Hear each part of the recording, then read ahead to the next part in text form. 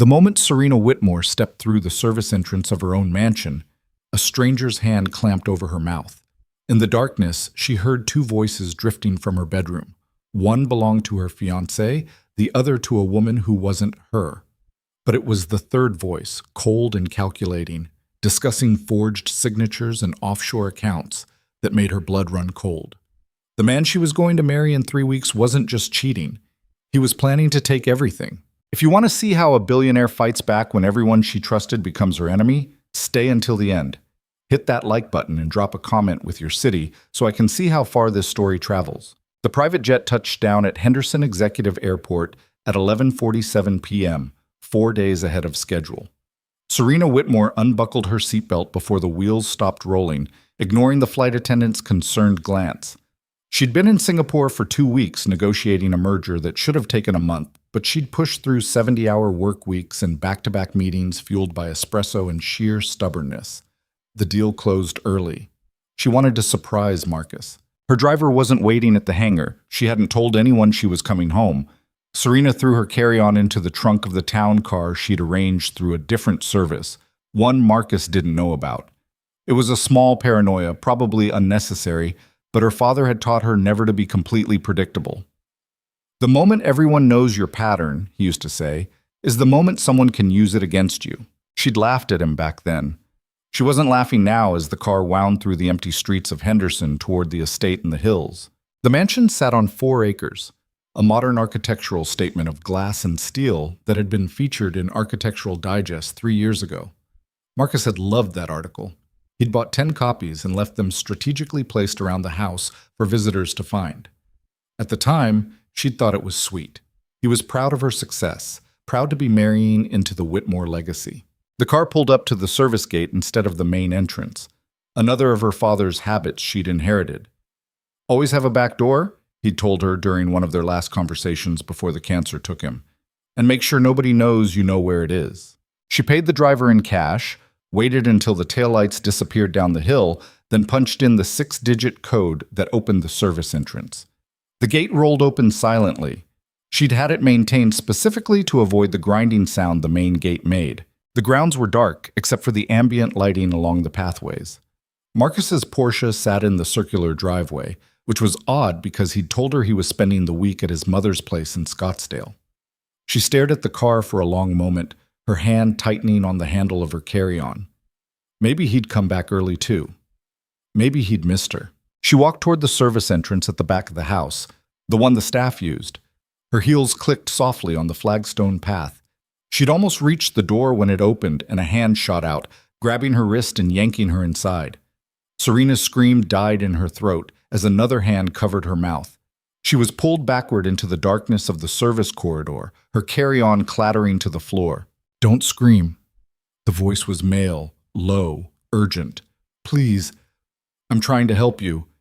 She bit down hard on the palm covering her mouth. The hand jerked away with a muffled curse. "Jesus, okay, I deserve that." The voice backed away slightly. "Ms. Whitmore, please just listen for 10 seconds. My name is Noah Bennett. I work here.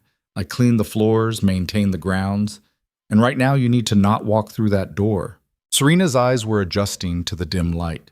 She could make out a tall figure, lean build, wearing a maintenance uniform. He was holding his bitten hand against his chest. "You have 5 seconds to explain why I shouldn't call security," she said, her voice shaking despite her attempt at authority. "Because your fiancé is in your bedroom," Noah said quickly, "and he's not alone." The words hit her like cold water. She opened her mouth, closed it, tried to find a response that made sense. You're lying. Marcus is in Scottsdale." "He told you he was in Scottsdale," Noah corrected. "He's been here all week, with her." "Her?" "I don't know her name. Blonde, late 20s, drives a white Tesla. She's been staying in the master bedroom since Tuesday." Serena felt something crack in her chest, a physical sensation like ice breaking. "You're mistaken. I don't even know who you are. How do I know you're not—" "Come with me," Noah interrupted. He moved down the corridor, gesturing for her to follow. "There's a passage that runs behind the library. Original builder installed it for servants. It connects to a hidden door behind the bookshelf. You can see into the bedroom without being seen." She should have run. Should have called security, called the police, called someone. Instead, she followed the stranger down the dark corridor, her heart hammering against her ribs. The passage was narrow, the walls close.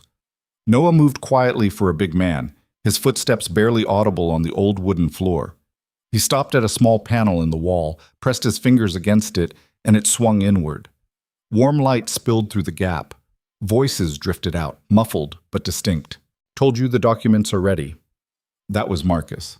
Definitely Marcus. She signed them the day after the wedding, thinking it's just standard spousal financial planning. "And she won't read them?" A woman's voice, light, almost playful. "Serena doesn't read anything her lawyer puts in front of her. She trusts him completely." "Lucky for us, you bought him 2 years ago." Marcus laughed. The sound made Serena's stomach turn. She'd heard that laugh 1,000 times, usually when he was pleased with himself. "Best investment I ever made. Once the papers are signed, the offshore accounts activate, the trust transfer.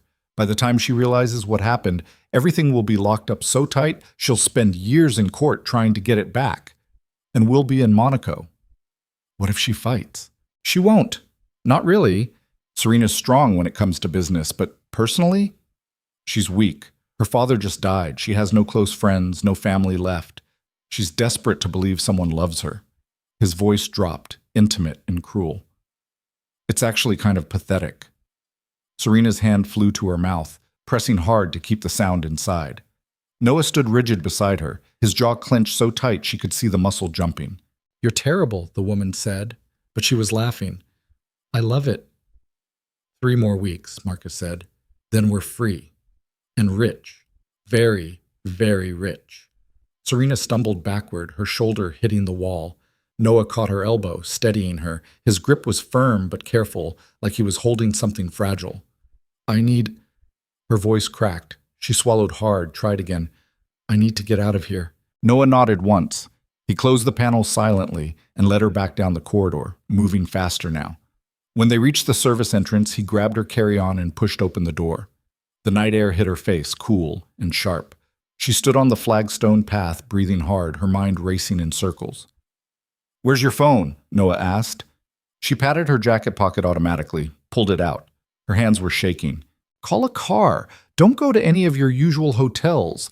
Pick something random, something you've never been to before. Check in under a different name. Pay cash if you can." She stared at him. Why are you—" "Because I've been watching this play out for 6 weeks, Noah said quietly.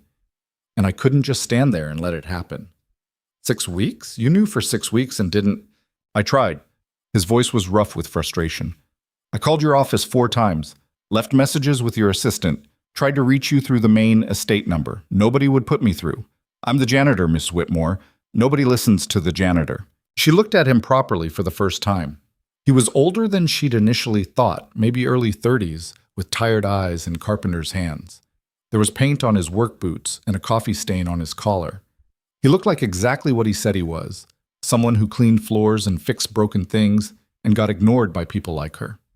"Why should I trust you?" she asked. "You shouldn't," Noah said bluntly. "For all you know, I'm part of it. But right now, you need to get somewhere safe and figure out your next move. And I'm the only person in this whole situation who has absolutely nothing to gain from any of this." He had a point. She looked back at the mansion, at the lights glowing in the windows of her own bedroom where her fiancé was planning her destruction. "The Silverline Hotel," she said suddenly. "Downtown. I've never been there." "Good. Go now. Don't tell anyone where you are." She ordered the car with shaking fingers. The app said 6 minutes. "They were talking about documents," she said, not looking at him. "Forged papers. My lawyer—" Her voice broke. "Richard's worked for my family for 20 years. "I know," Noah said. "I've seen him here. Late-night meetings in the study, always when you're traveling." The car appeared at the bottom of the driveway, headlights cutting through the darkness. "I have evidence," Noah said quickly. "Photos, recordings, documents I found in the trash.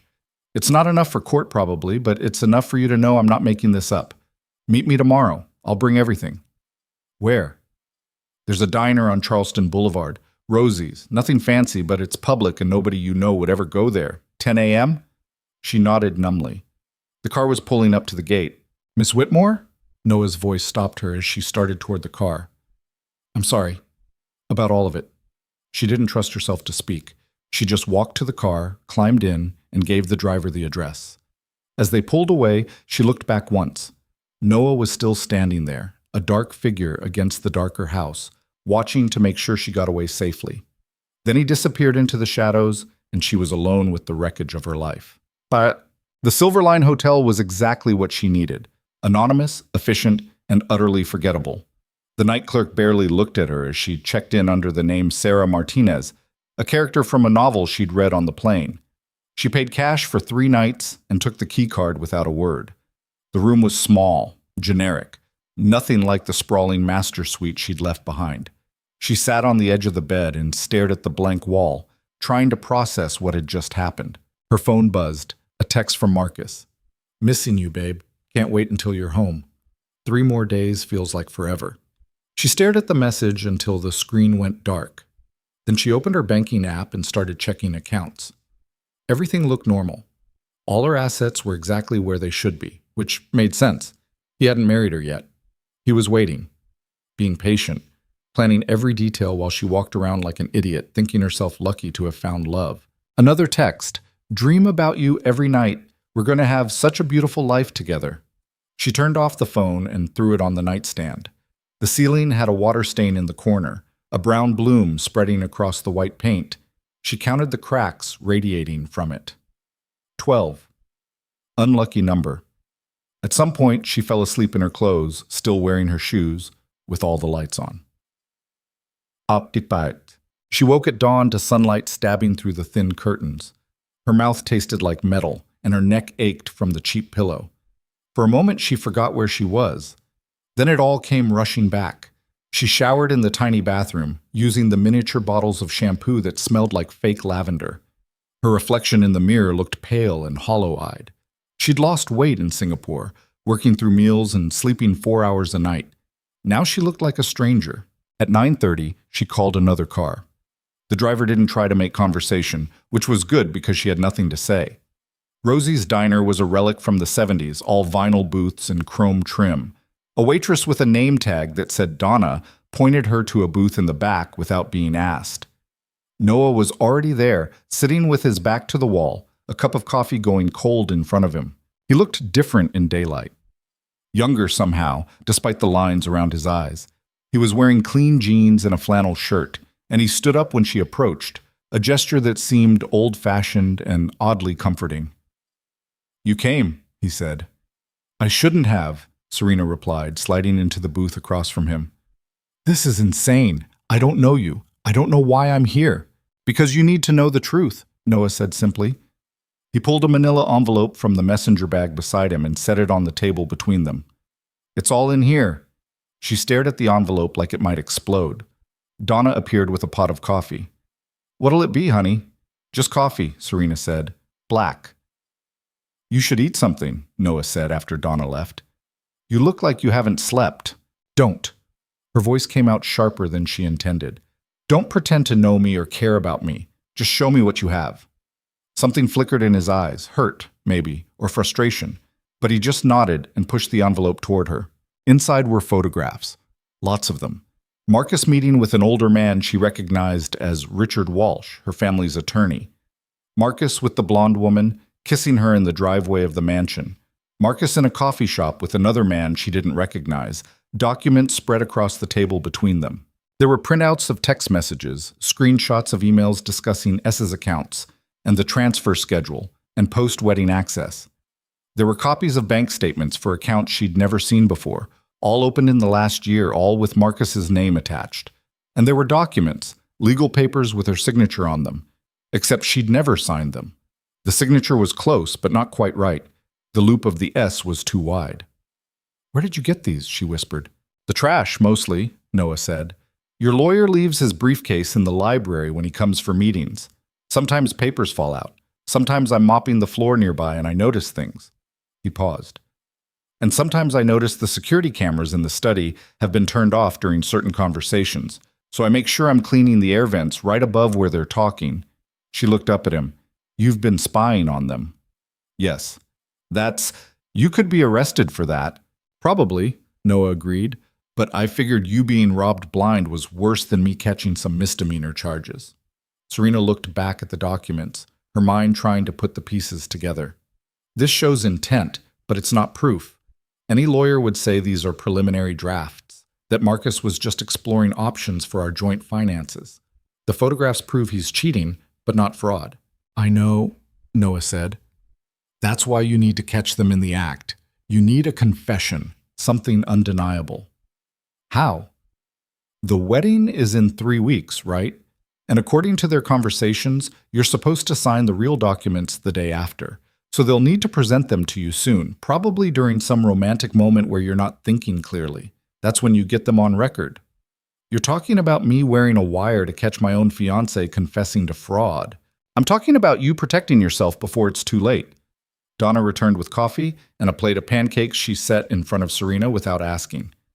You need to eat, honey. You're too skinny. After she left, Serena stared at the pancakes. The smell made her nauseous. Why are you doing this? She asked Noah. What do you get out of it? He was quiet for a long moment. Nothing. I get nothing. Then why risk it? Why not just keep your head down and keep your job? Because I have a daughter, Noah said quietly. She's 6. And someday I'm going to have to teach her about doing the right thing even when it's hard, even when it costs you something. And I can't teach her that if I'm the kind of man who watches someone get destroyed and does nothing. Serena felt something crack in her chest again, but this time it felt different, like something thawing instead of breaking. What's her name? She asked. Your daughter. Emma. Where is she now? With my mom. I have her on weekends. He wrapped both hands around his coffee cup. Her mother left when Emma was 2, decided she didn't want to be a parent anymore. Just left one day and never came back. I'm sorry. Don't be. We're better off. He said it simply, without bitterness.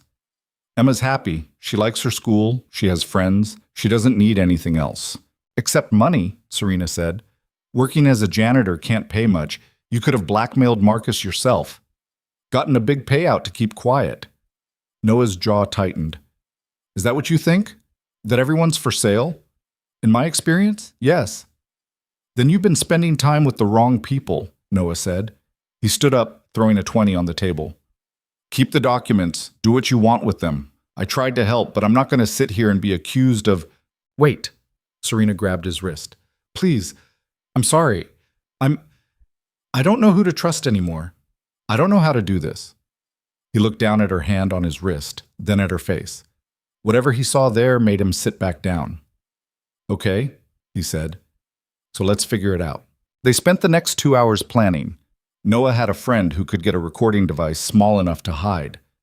Serena would come home, pretend nothing was wrong, wait for Marcus to make his move. When he presented the documents, she'd ask questions, get him talking, get it all on tape. What about your lawyer? Noah asked. Walsh. He'll be there too, probably. You need to be ready for both of them. Richard's been with my family since I was 10 years old, Serena said. The words felt thick in her mouth. He helped my father build the company. He was at Dad's funeral. He stood next to me at the grave. And now he's stealing from you. She closed her eyes. How did I miss this? How did I not see any of it? Because you loved him, Noah said simply. And love makes you stupid. Trust me, I know. When she finally left the diner, the envelope clutched in her hands, Noah walked her to her car. When are you going back? He asked. To the house.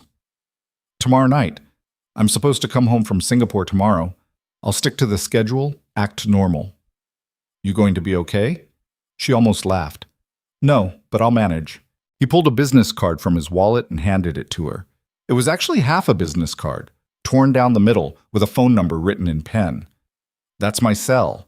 You need anything, you call, day or night. I mean it. She looked at the ragged piece of cardboard, then at him. Why are you being so nice to me? Because somebody should be, Noah said.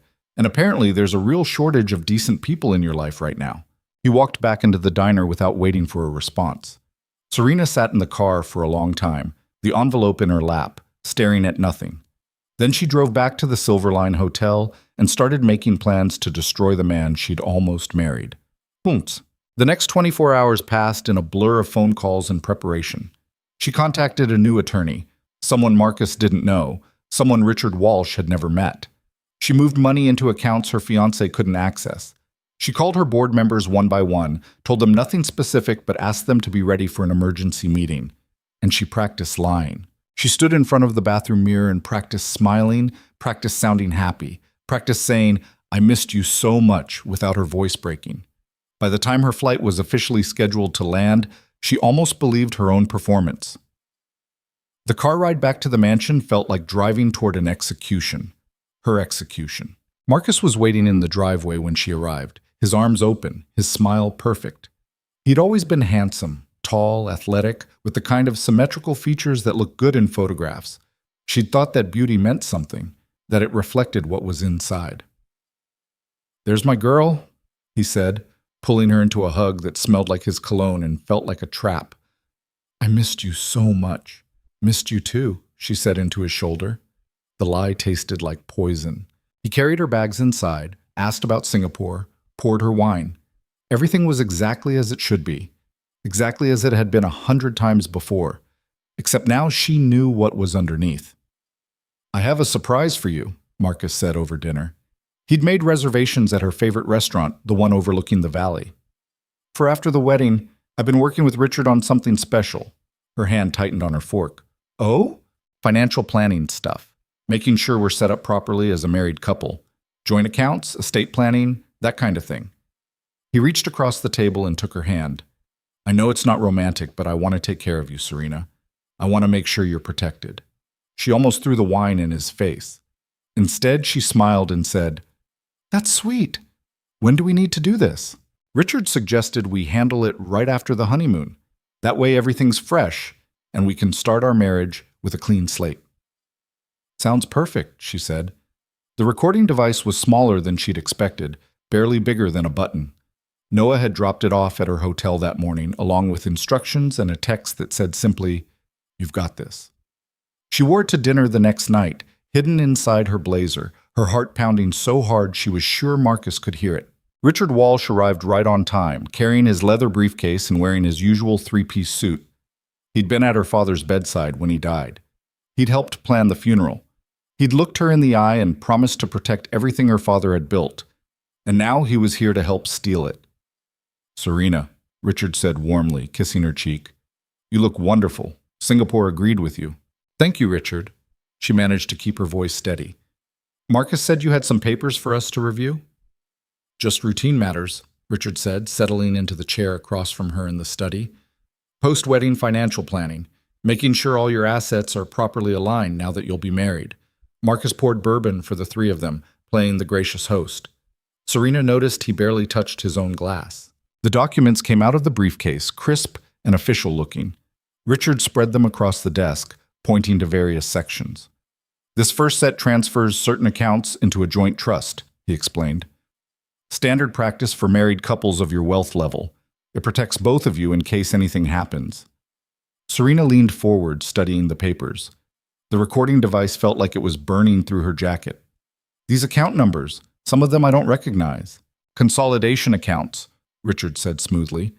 "We'll be moving funds from your various holdings into these central trusts for easier management." "And Marcus has equal access to all of them?" "Of course. You're going to be husband and wife.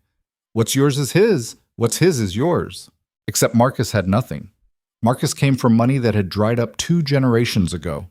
His family name meant something at country clubs and charity galas, but his actual net worth was minimal. Everything he had through her. "Walk me through this section," Serena said, pointing to a clause buried in the middle of page 7. "The part about offshore transfers." Richard's smile flickered for just a second. "That's for tax purposes. Perfectly legal. Many of our clients use similar structures." "Which clients?" "I'm afraid I can't discuss other clients' affairs." "Right." Serena sat back, looking at Marcus. "This is a lot to process. Can we take a few days to think about it?" She saw the panic flash across his face before he covered it. "Babe, Richard took time out of his schedule to come here. We should probably just, I understand it's complicated," Richard interrupted, "but Marcus is right. There are time-sensitive elements. Some of these accounts need to be established before the wedding to maximize the tax benefits. If we wait too long, you'll lose those advantages." How much are we talking about? Serena asked.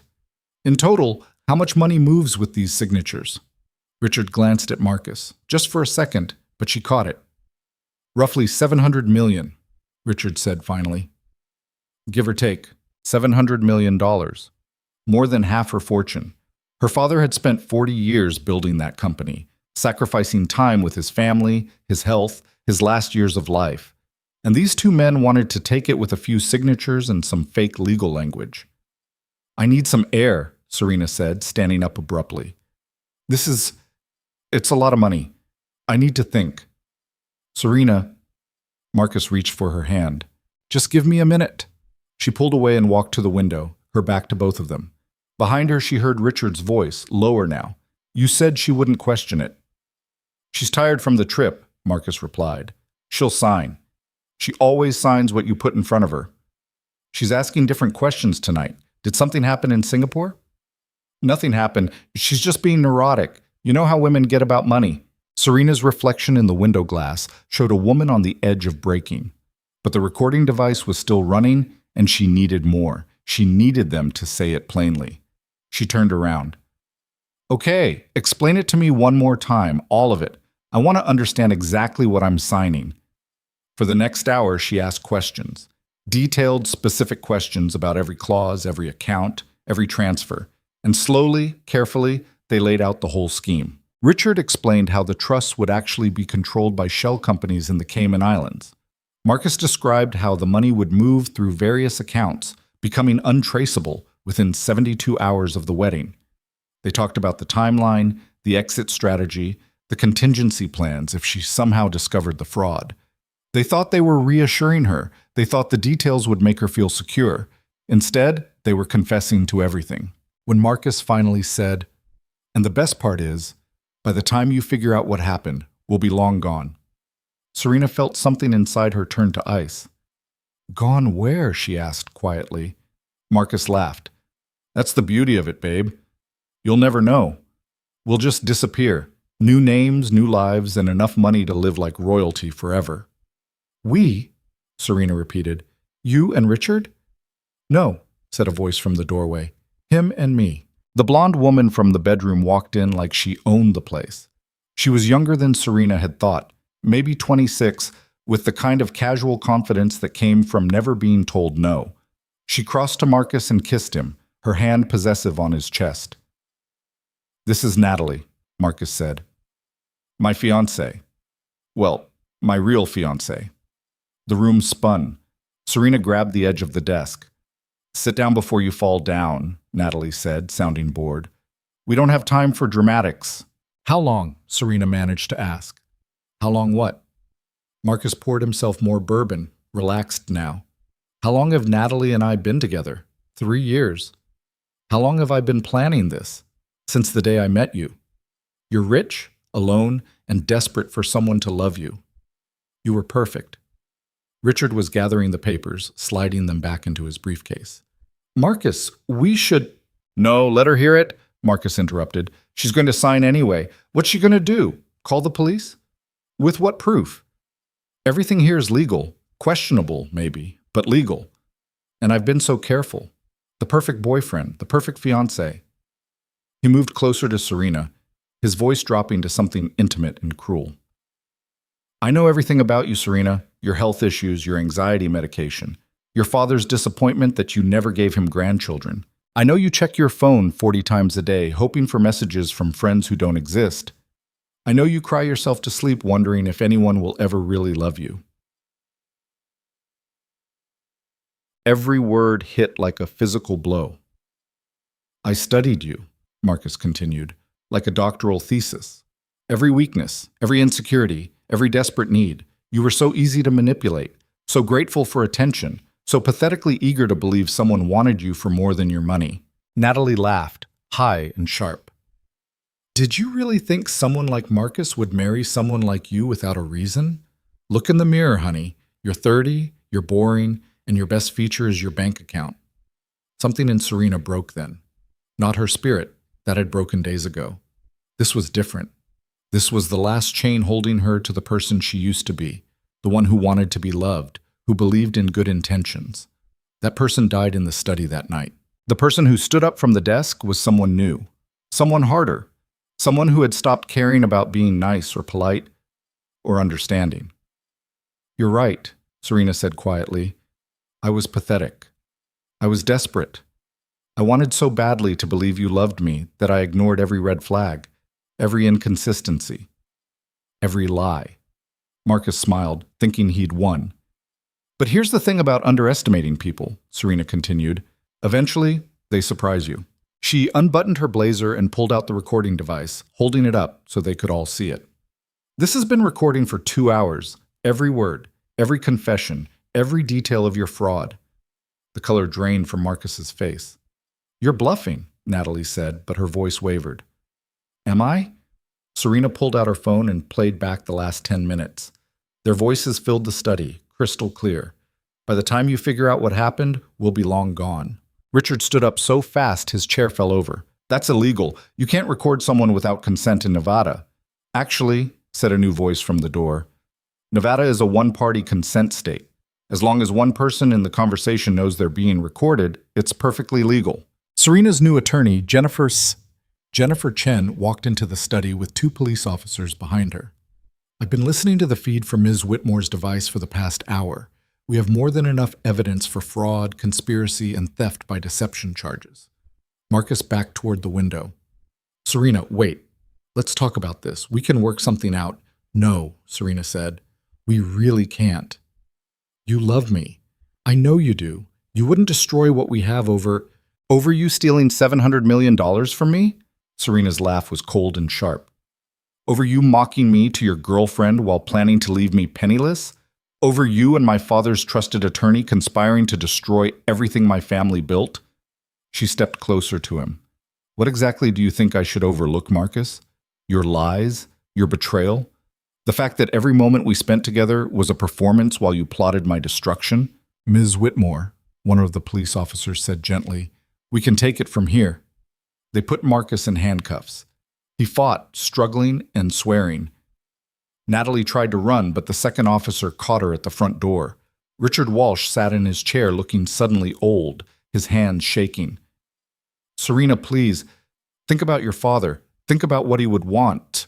Don't you dare speak about my father, Serena said, her voice like ice.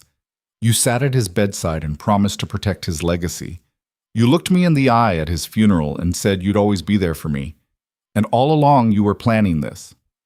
It wasn't personal, Richard said weakly. It was just business. It's always personal, Serena replied. You just don't care enough to notice. She walked out while they were still reading Richard his rights.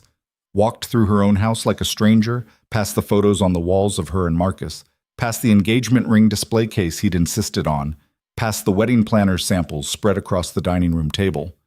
The mansion felt like a mausoleum, beautiful and empty and full of dead things. She found Noah outside, sitting on the back steps, looking out at the dark expanse of her property. He'd been there the whole time, waiting to make sure she was okay. It's done, she said. He looked up at her. You all right? No, but I will be. Blue and red lights were starting to flash in the driveway. More police arriving, probably reporters soon too, once word got out. Do you have somewhere to go? Noah asked. You can't stay here tonight. She hadn't thought that far ahead. But he was right. The mansion would be swarming with police and lawyers for hours, maybe days. I'll go back to the hotel, she said. The Silver Line? She nodded. You shouldn't be alone, Noah said. He stood up, brushed off his jeans. I'm not suggesting anything weird, but I could get you there. Make sure you're settled. Then I'll leave, I promise. Serena looked at this man, this stranger who had saved her from disaster, who had asked for nothing, who had stayed to make sure she was safe. She didn't know him, didn't know anything about him beyond what he'd shown her in the last few days. But he was the only honest person in her life right now, and that had to count for something. Okay, she said. Thank you. They took his truck, an old Ford that smelled like coffee and had Emma's car seat in the back. The drive was quiet. Serena watched the lights of Henderson disappear behind them, watched the city spread out below as they descended into the valley. Your daughter, she said suddenly. Emma, does she know what you did? God, no, Noah said. She's 6. She knows I clean houses and that I love her. That's it. That's all she needs to know. You risked a lot. Your job. Maybe worse. I know. Why? He was quiet for a long time. Finally, he said, because somebody did it for me once. When Emma's mom left, I was drowning, working 2 jobs trying to figure out how to be a single parent, barely keeping my head above water. My neighbor, this old woman named Mrs. Kowalski, she started watching Emma for free. Wouldn't take money, just said someone helped her once, and she was passing it on. He glanced at Serena. You don't forget that. When someone saves your life for no reason, except it's the right thing to do. They reached the silver line just as a white Tesla pulled into the driveway. Natalie. She was supposed to be in custody, but somehow she'd gotten out, gotten her car, and followed them here. She climbed out, her perfect hair disheveled, her makeup smeared, and she was screaming. You ruined everything! We had it planned perfectly, and you ruined it! Hotel security was running toward them, but Natalie was faster. She had something in her hand. Serena couldn't see what until she was 3 feet away. A gun. A small silver pistol that looked like a toy, but definitely wasn't. You think you're so smart, Natalie was saying, her voice high and hysterical. You think you won? He'll get out. They always get out. And then we'll finish what we started. We'll take everything. Noah stepped between them. Don't, he said quietly. Just don't. Get out of my way, janitor. I said don't. For a moment, everything was frozen. Then hotel security tackled Natalie from behind, and the gun went skittering across the asphalt, and it was over. Police arrived within minutes. Apparently, Natalie had been released on bail. Marcus's mother had put up her house, and had immediately violated her restraining order by coming here. She was back in handcuffs, this time screaming threats about lawsuits and revenge, and how Serena would regret this. I already regret it, Serena said quietly, watching them put Natalie in the squad car. I regret every choice that led me to this moment. Later, much later, when the police had finally left and Noah had checked every corner of her hotel room to make sure it was secure, he stood at the door preparing to leave. I should call my mom, he said. Let her know I'll pick up Emma tomorrow instead of tonight. You should go to her now, Serena said. She needs you. Will you be okay? Serena looked around the generic hotel room at the life she'd escaped, at the disaster she'd survived. Eventually, she said. Eventually I'll be okay. Noah handed her his torn business card again, even though she still had the first one. Call if you need anything, and I mean anything. Even if it's just... Silence, Serena finished. Yeah, I know. He smiled, and for the first time since all this started, it reached his eyes. Yeah. After he left, Serena sat on the bed and finally let herself cry. Not for Marcus. He'd never been real. Not for Richard or the lost money or the ruined wedding. She cried for her father, who had spent his life building something beautiful, only to have it almost stolen by the people he trusted. She cried for the daughter he'd raised to be strong and smart and capable, who had still almost lost everything because she'd wanted so badly to believe in love. And she cried for herself. For the woman who had walked into that mansion 4 days early and discovered that her entire life was built on lies. But when the tears finally stopped, something else remained. Something hard and clear and unbreakable. She pulled out her laptop and started making calls. By morning, Marcus's bail would be revoked. Richard would be facing disbarment. The shell companies would be frozen. Every thread of their conspiracy would be unraveled. Outside, dawn was breaking over Las Vegas, turning the sky pink and gold. Serena watched the sunrise through the hotel window and felt something she hadn't felt in years. Not happiness. Not yet. But possibility. The possibility that maybe, just maybe, she could build something real from all this wreckage. Her phone buzzed. A text from Noah. Emma says you're a superhero. I told her you're just someone who refused to give up. Serena smiled. It felt strange on her face, like muscles she'd forgotten how to use. She texted back, tell Emma thank you. And tell her you're pretty heroic yourself. 3 dots appeared, then disappeared. Then, get some rest. Tomorrow's going to be hell. Might as well be rested for it. He was right. Tomorrow she'd have to face the board, the press, the legal battles that would drag on for months. But tonight, she was safe. The truth was out. The people who had tried to destroy her were in handcuffs. And somewhere across the city, A single father was tucking his daughter into bed and teaching her, without words, that doing the right thing mattered more than playing it safe. Serena turned off the lights and finally fell into a dreamless sleep. The mansion could wait. The lawyers could wait. The whole broken mess of her life could wait until morning. Tonight she was done running, done pretending, done being the woman who believed that love could save her.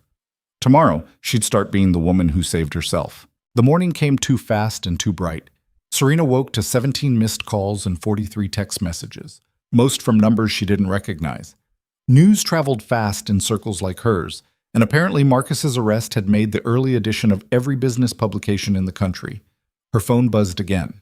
This time, it was Jennifer Chen, her new attorney. "Have you seen the headlines?" Jennifer asked without preamble. "No, and I don't want to." "Good instinct. Don't look. Don't read anything. The PR team I hired is handling the press. Your only job today is to get through the board meeting without falling apart." "What time?" 2 p.m., conference room at Whitmore Industries. I'll meet you there at 1:30 to prep." Jennifer paused. "How are you holding up?" Serena looked at herself in the bathroom mirror. Her eyes were swollen from crying, her hair was a mess, and she was wearing the same clothes she'd slept in.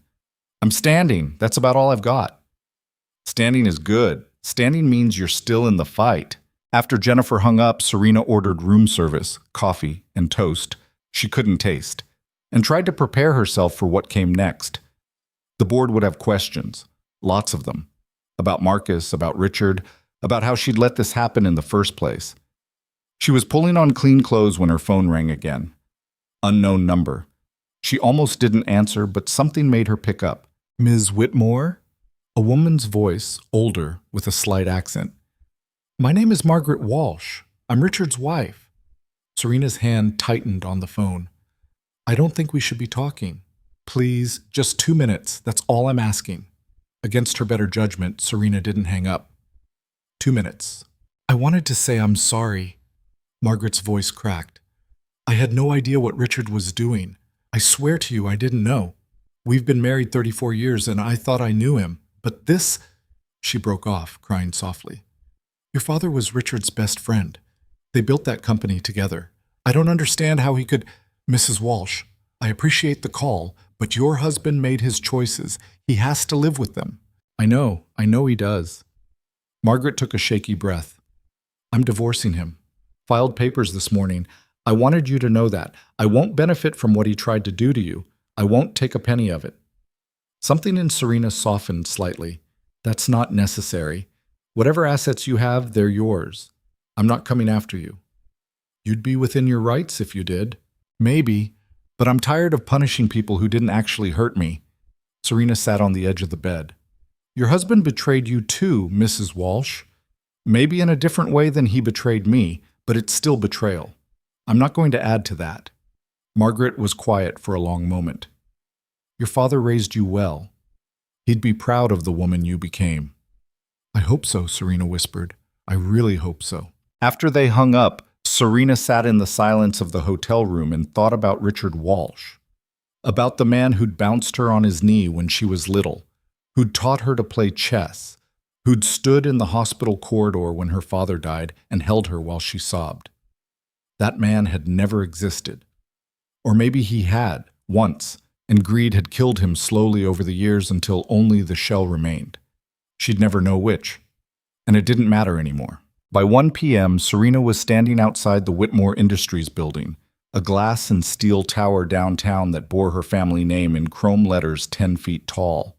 She'd worked in this building since college, had an office on the 20th floor, knew every security guard by name. But today, walking through those doors felt like entering enemy territory. Jennifer met her in the lobby, carrying 2 coffees and a leather portfolio stuffed with documents. "You look terrible," she said bluntly. "Thanks. You really know how to boost a girl's confidence." "I'm your attorney, not your therapist. My job is to keep you from getting destroyed in there, not to make you feel good about it." Jennifer handed her a coffee. "Drink this. You need to be sharp." They took the elevator to the executive conference room in silence. Serena watched the floor numbers climb and tried to remember the last time she'd felt this nervous in her own building. The board was already assembled when they walked in, 12 faces, ranging from barely concealed pity to outright hostility. Most of them had known her since childhood. Several had worked with her father, and all of them were wondering the same thing. How had she let this happen? David Chen, the board chairman and her father's oldest friend, stood up when she entered. "Serena, thank you for coming." "It's my company, David. Where else would I be?" A flicker of approval crossed his face. "Fair point. Please, sit. We have a lot to discuss." The next hour was brutal. They went through every detail of Marcus's scheme, Richard's involvement, the forged documents, the shell companies. Jennifer fielded most of the legal questions while Serena sat rigid in her chair, answering only when directly addressed. "The question we need to answer," said Patricia Monroe, the CFO, "is how this happened in the first place. Richard Walsh had unrestricted access to sensitive financial information. How did he get that access?" "My father gave it to him," Serena said quietly. 20 years ago, when they restructured the company, Richard was supposed to be the guardian, the one person we could trust completely. "And you never thought to verify that trust?" "No." Serena met Patricia's eyes directly. "I didn't. My father trusted him, so I trusted him. That was my mistake."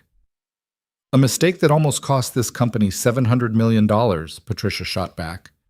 "But didn't," Serena replied, her voice hardening. "Because I caught it, I stopped it, and I made sure everyone involved is now facing criminal charges."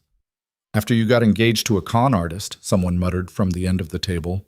Serena turned to face him. Gerald Rothstein, a board member who'd been pushing for her removal since her father died.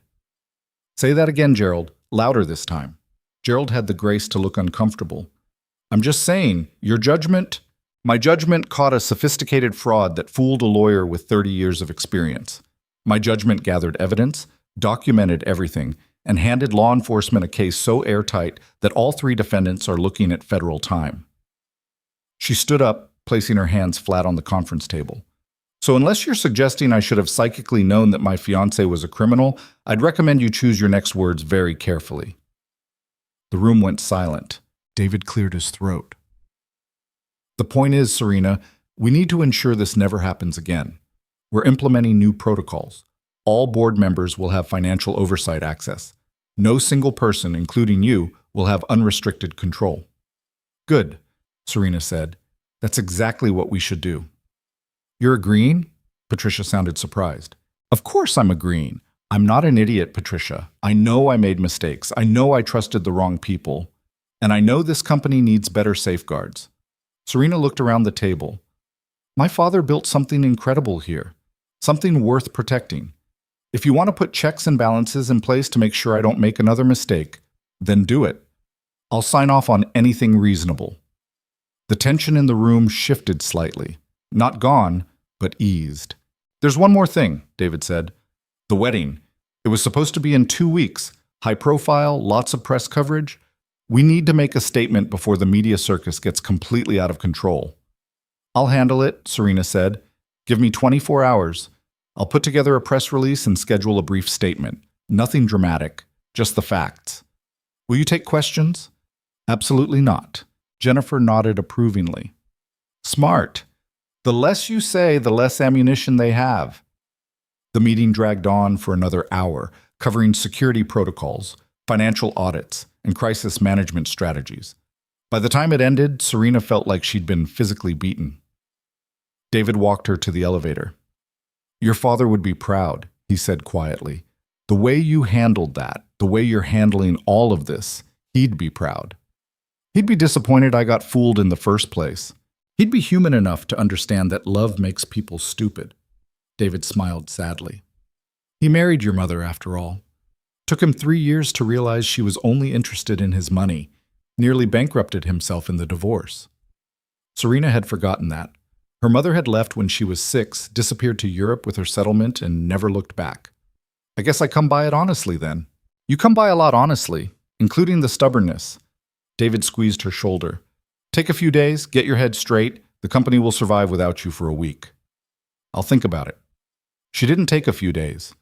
She went back to work the next morning, because sitting alone in a hotel room thinking about Marcus made her want to throw herself off the roof. Work was better. Work was something she could control. Her assistant, Emily, nearly cried when Serena walked into the office. "I'm so sorry. I should have seen something. I should have known." "How?" Serena asked. "How would you have known? He fooled everyone, Emily. Professional investigators, lawyers, me.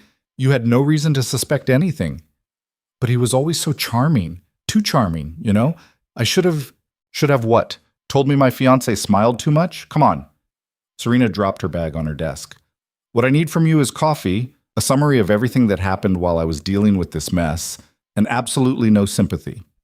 Can you do that?" Emily nodded, wiping her eyes. "Yeah, I can do that." The coffee appeared 3 minutes later, along with a stack of folders and a handwritten note. "You're stronger than you think." Serena tucked the note into her drawer and got to work. 3 days passed in a blur of conference calls, damage control, and carefully worded statements to the press. Marcus made bail again. His mother had mortgaged everything she owned, but he was under house arrest with an ankle monitor. Natalie was still in custody, charged with assault in violation of a restraining order. Richard had been formally disbarred and was cooperating with prosecutors in exchange for a reduced sentence. The whole thing was falling apart exactly the way it should. So why did Serena still feel like she was drowning? She was working late on Thursday when her phone buzzed. A text from an unknown number. "How are you holding up?" She stared at it for a moment before realizing it was Noah. She'd never actually saved his number. Tired, angry, still standing. She paused, then added, "How's Emma?" "Drawing pictures of you punching bad guys."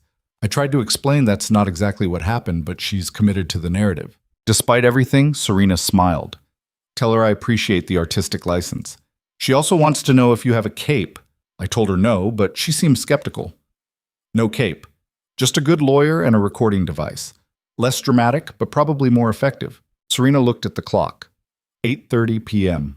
She'd been in the office for 12 hours and hadn't eaten anything since breakfast. Her stomach was a knot of anxiety and exhaustion, and the thought of going back to that sterile hotel room made her want to scream. She typed, "Are you busy right now?" 3 dots appeared immediately. Define busy. "Emma's asleep and I'm watching a cooking show I'm not really watching. Why? I need to get out of this office before I do something stupid like throw my computer through the window. Do you want to grab food?" The dots appeared and disappeared 3 times before he finally responded. "You sure that's a good idea? Press is everywhere. Last thing you need is photos of you having dinner with the janitor. I don't care about the press. And you're not the janitor anymore. You quit, remember?"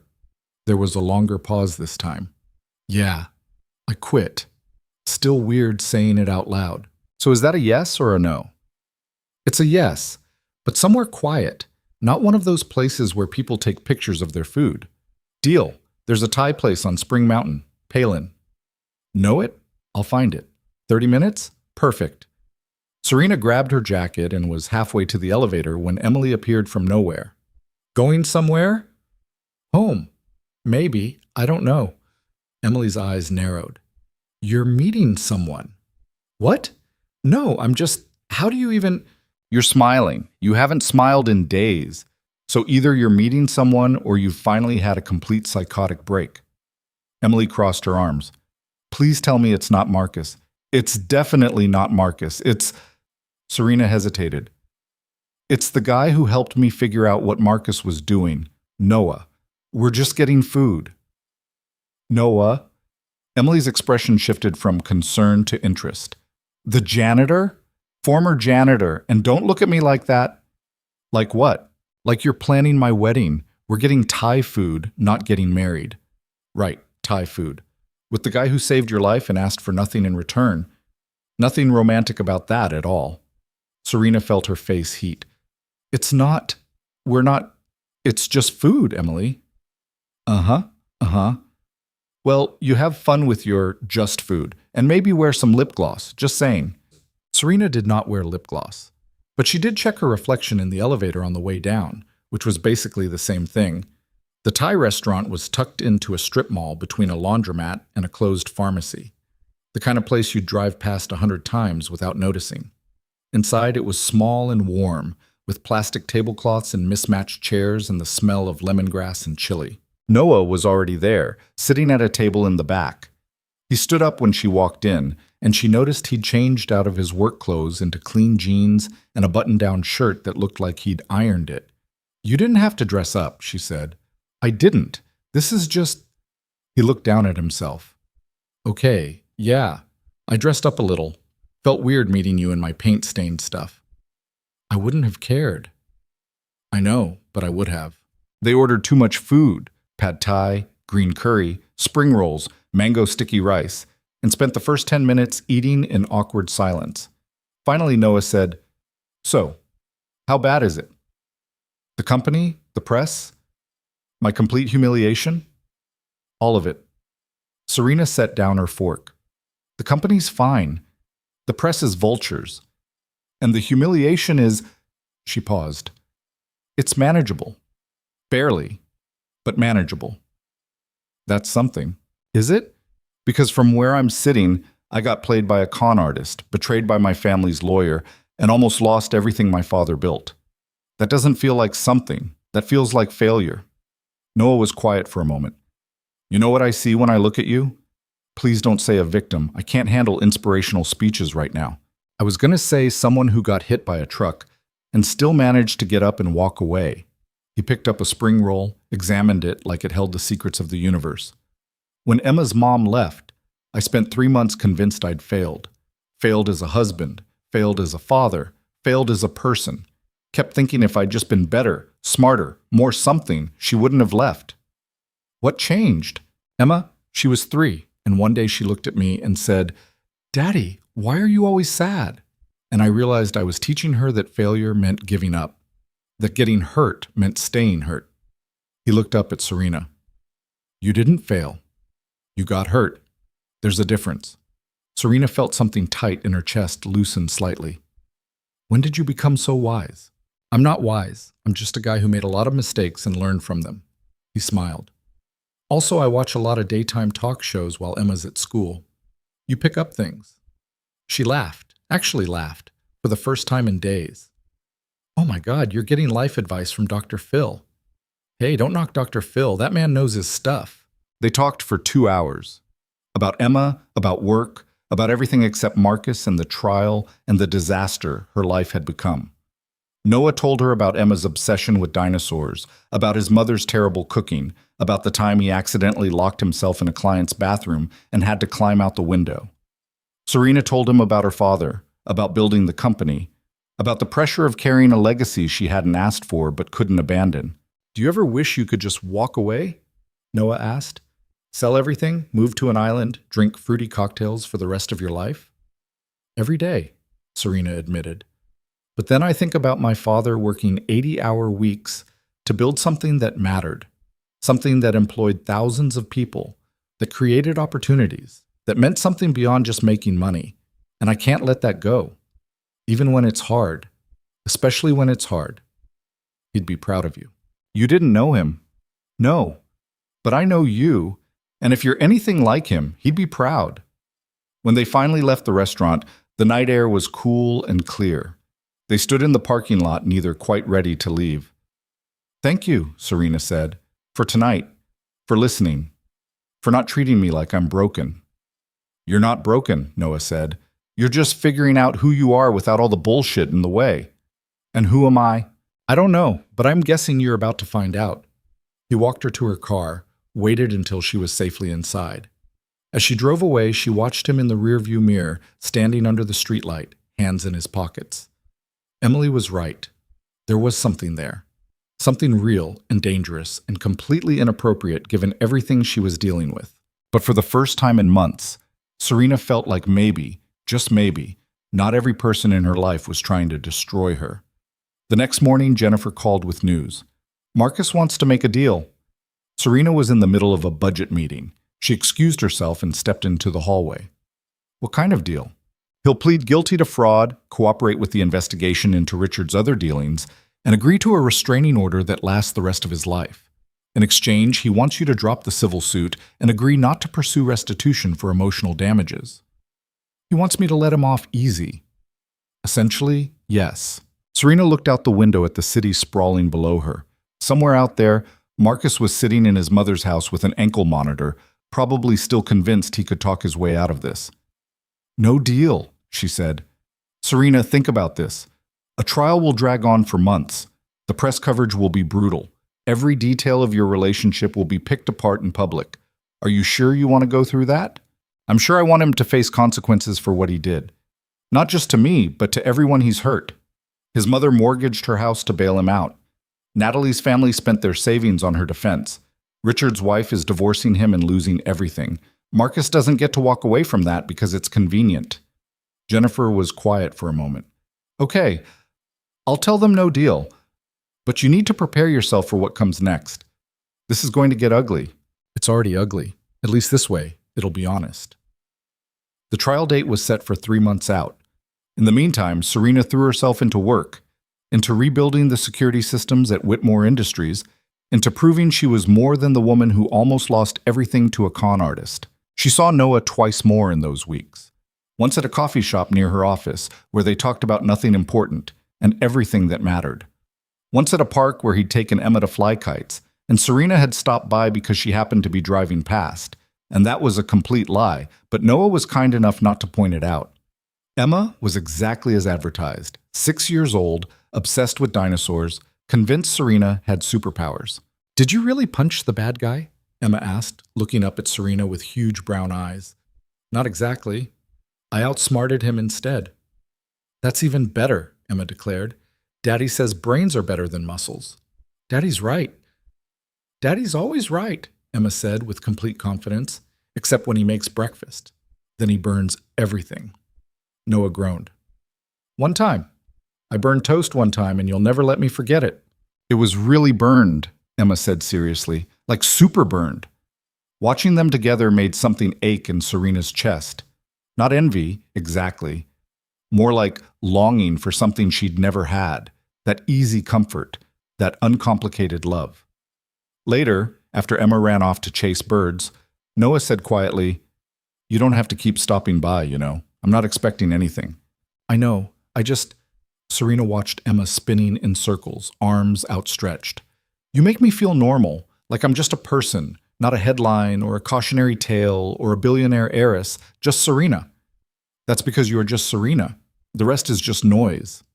The noise is pretty loud. So turn it off for a while. Stop reading the articles. Stop checking your mentions. Just be here. Right now. She tried. She really did. For 30 minutes in that park, watching Emma chase birds and listening to Noah talk about his plans to fix up his truck, Serena almost believed she could be just a normal person having a normal afternoon. Then her phone rang. Jennifer again. We have a problem, Jennifer said without preamble. Marcus's legal team just filed a motion claiming you coerced his confession. They're saying the recording was obtained under duress and should be thrown out. The park disappeared. The normalcy evaporated. Serena was back in the fight, back in the war, back to being someone who couldn't afford a single moment of weakness. I have to go, she told Noah. He didn't ask questions, just nodded and said, Call if you need anything. She didn't call. She went back to her office, met with Jennifer for 4 hours, and drafted a response so airtight that Marcus's lawyers would choke on it. But late that night, alone in her hotel room, she pulled out her phone and texted Noah. Thank you for the afternoon. I needed it more than you know. His response came immediately. Anytime. Seriously. Anytime. She fell asleep with her phone in her hand, and for the first time since everything fell apart, she didn't dream about betrayal. The motion to suppress the recording hit the news cycle like a bomb. By noon, every legal analyst with a camera was debating whether Serena had crossed ethical lines. By evening, Marcus's lawyer was on 3 different networks painting his client as the real victim, manipulated by a vindictive billionaire with unlimited resources. Serena watched the coverage from her office, her jaw tight enough to crack teeth. Turn it off, Jennifer said, reaching for the remote. You're just torturing yourself. They're saying I entrapped him, that I manipulated evidence. They're doing their job, which is throwing everything at the wall to see what sticks. The judge will see through it. Jennifer closed her laptop with a decisive snap. What you need to do is stay calm and let me handle this. I am calm. You're gripping that pen so hard it's about to snap. Serena looked down. Jennifer was right. She forced her fingers to relax, set the pen on the desk. What if they win? What if the recording gets thrown out? Then we proceed with the rest of the evidence. The forged documents, the shell companies, the paper trail Richard left. It's not as clean without the confession, but it's still solid. But not guaranteed. Nothing's ever guaranteed in court. You know that. Serena did know that. Her father had fought enough legal battles to teach her that justice and the law weren't always the same thing. Her phone buzzed. A text from Noah. Saw the news. You okay? She typed back. Define okay. Fair point. Stupid question. I'm fine. Just annoyed. Want to be annoyed somewhere that's not your office? Emma's been asking when she gets to see the superhero again. Despite everything, Serena smiled. I'm not a superhero. Try telling Emma that. She drew another picture. This one has you fighting a dragon. A dragon? I think it's supposed to be Marcus, but the symbolism got away from her. Serena looked at the stack of legal briefs on her desk, at the muted television still showing pundits debating her ethics, at the four walls of her office that suddenly felt like a cage. Give me an hour. Where should I meet you? Noah sent an address. When Serena plugged it into her GPS, she realized it was his apartment. She almost texted back to suggest somewhere public instead, almost suggested a park or a restaurant or anywhere that didn't feel so intimate. But she was tired of performing for cameras and dodging reporters and pretending to be stronger than she felt. So she went. The apartment complex was modest, maybe 20 units arranged around a central courtyard with a dying fountain and a few struggling palm trees. Noah's place was on the second floor, at the end of the breezeway. She could hear Emma's laughter before she even knocked. Noah answered the door wearing an apron that said "Kiss the Cook" with a cartoon chef on it. He looked embarrassed. Emma picked it out. I couldn't say no. It's perfect, Serena said, and meant it. Inside, the apartment was small but clean, with furniture that didn't match and walls covered in Emma's artwork. Dinosaurs mostly, but also a few stick-figure families and one elaborate drawing of what might have been a spaceship, or possibly a very ambitious sandwich. Emma came running from what Serena assumed was her bedroom, wearing pajamas with T-Rexes on them. You came! Daddy said you might be too busy, but you came! I came, Serena confirmed, crouching down to Emma's level. Your dad said you drew me fighting a dragon? Emma's face lit up. Yes, want to see? She dragged Serena to the refrigerator, which was covered in drawings held up by mismatched magnets. The dragon picture was front and center, a massive crayon beast in green and purple, with a stick figure Serena wielding what looked like a lightsaber. That's amazing, Serena said. What am I fighting the dragon with? A truth sword, Emma said seriously. Daddy says you use truth to fight the bad guys, so I gave you a truth sword. It glows when people lie. Serena looked at Noah, who shrugged. She's very literal. I love it, Serena told Emma. Can I take a picture of it? You can have it. I'll make another one. Emma carefully removed the drawing from the fridge and handed it over like she was presenting a royal decree. Now you can remember you're a superhero even when you feel regular. Something in Serena's chest cracked wide open. She took the drawing with hands that weren't quite steady. Thank you, Emma. I'll treasure this. Do you want to stay for dinner? Daddy's making spaghetti and he usually doesn't burn it. Usually, Noah muttered. She's really holding on to that toast incident. I'd love to stay for dinner, Serena said. The meal was chaos in the best way. Emma talked nonstop about her day at school, about her friend Sophia, who could do a cartwheel, about the substitute teacher who let them have extra recess. Noah served spaghetti that was actually pretty good, and garlic bread that was only slightly overdone, and salad that Emma picked at while making faces. 3 bites of lettuce, Noah said. That's the rule. But it's green. So are dinosaurs, and you love dinosaurs. Dinosaurs are cool green. Lettuce is boring green. 3 bites or no dessert? Emma heaved a sigh that could have powered a wind turbine and ate her lettuce with the enthusiasm of someone being poisoned. Serena watched the negotiation with something close to wonder. This was what normal looked like. This was what family looked like. Not perfect or polished or Instagram ready, just real.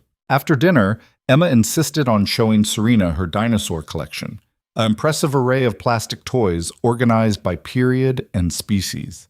She explained the difference between the Jurassic and Cretaceous eras with the confidence of a tiny paleontologist, and Serena found herself genuinely fascinated. You're really good at this, Serena told her. Explaining things, I mean.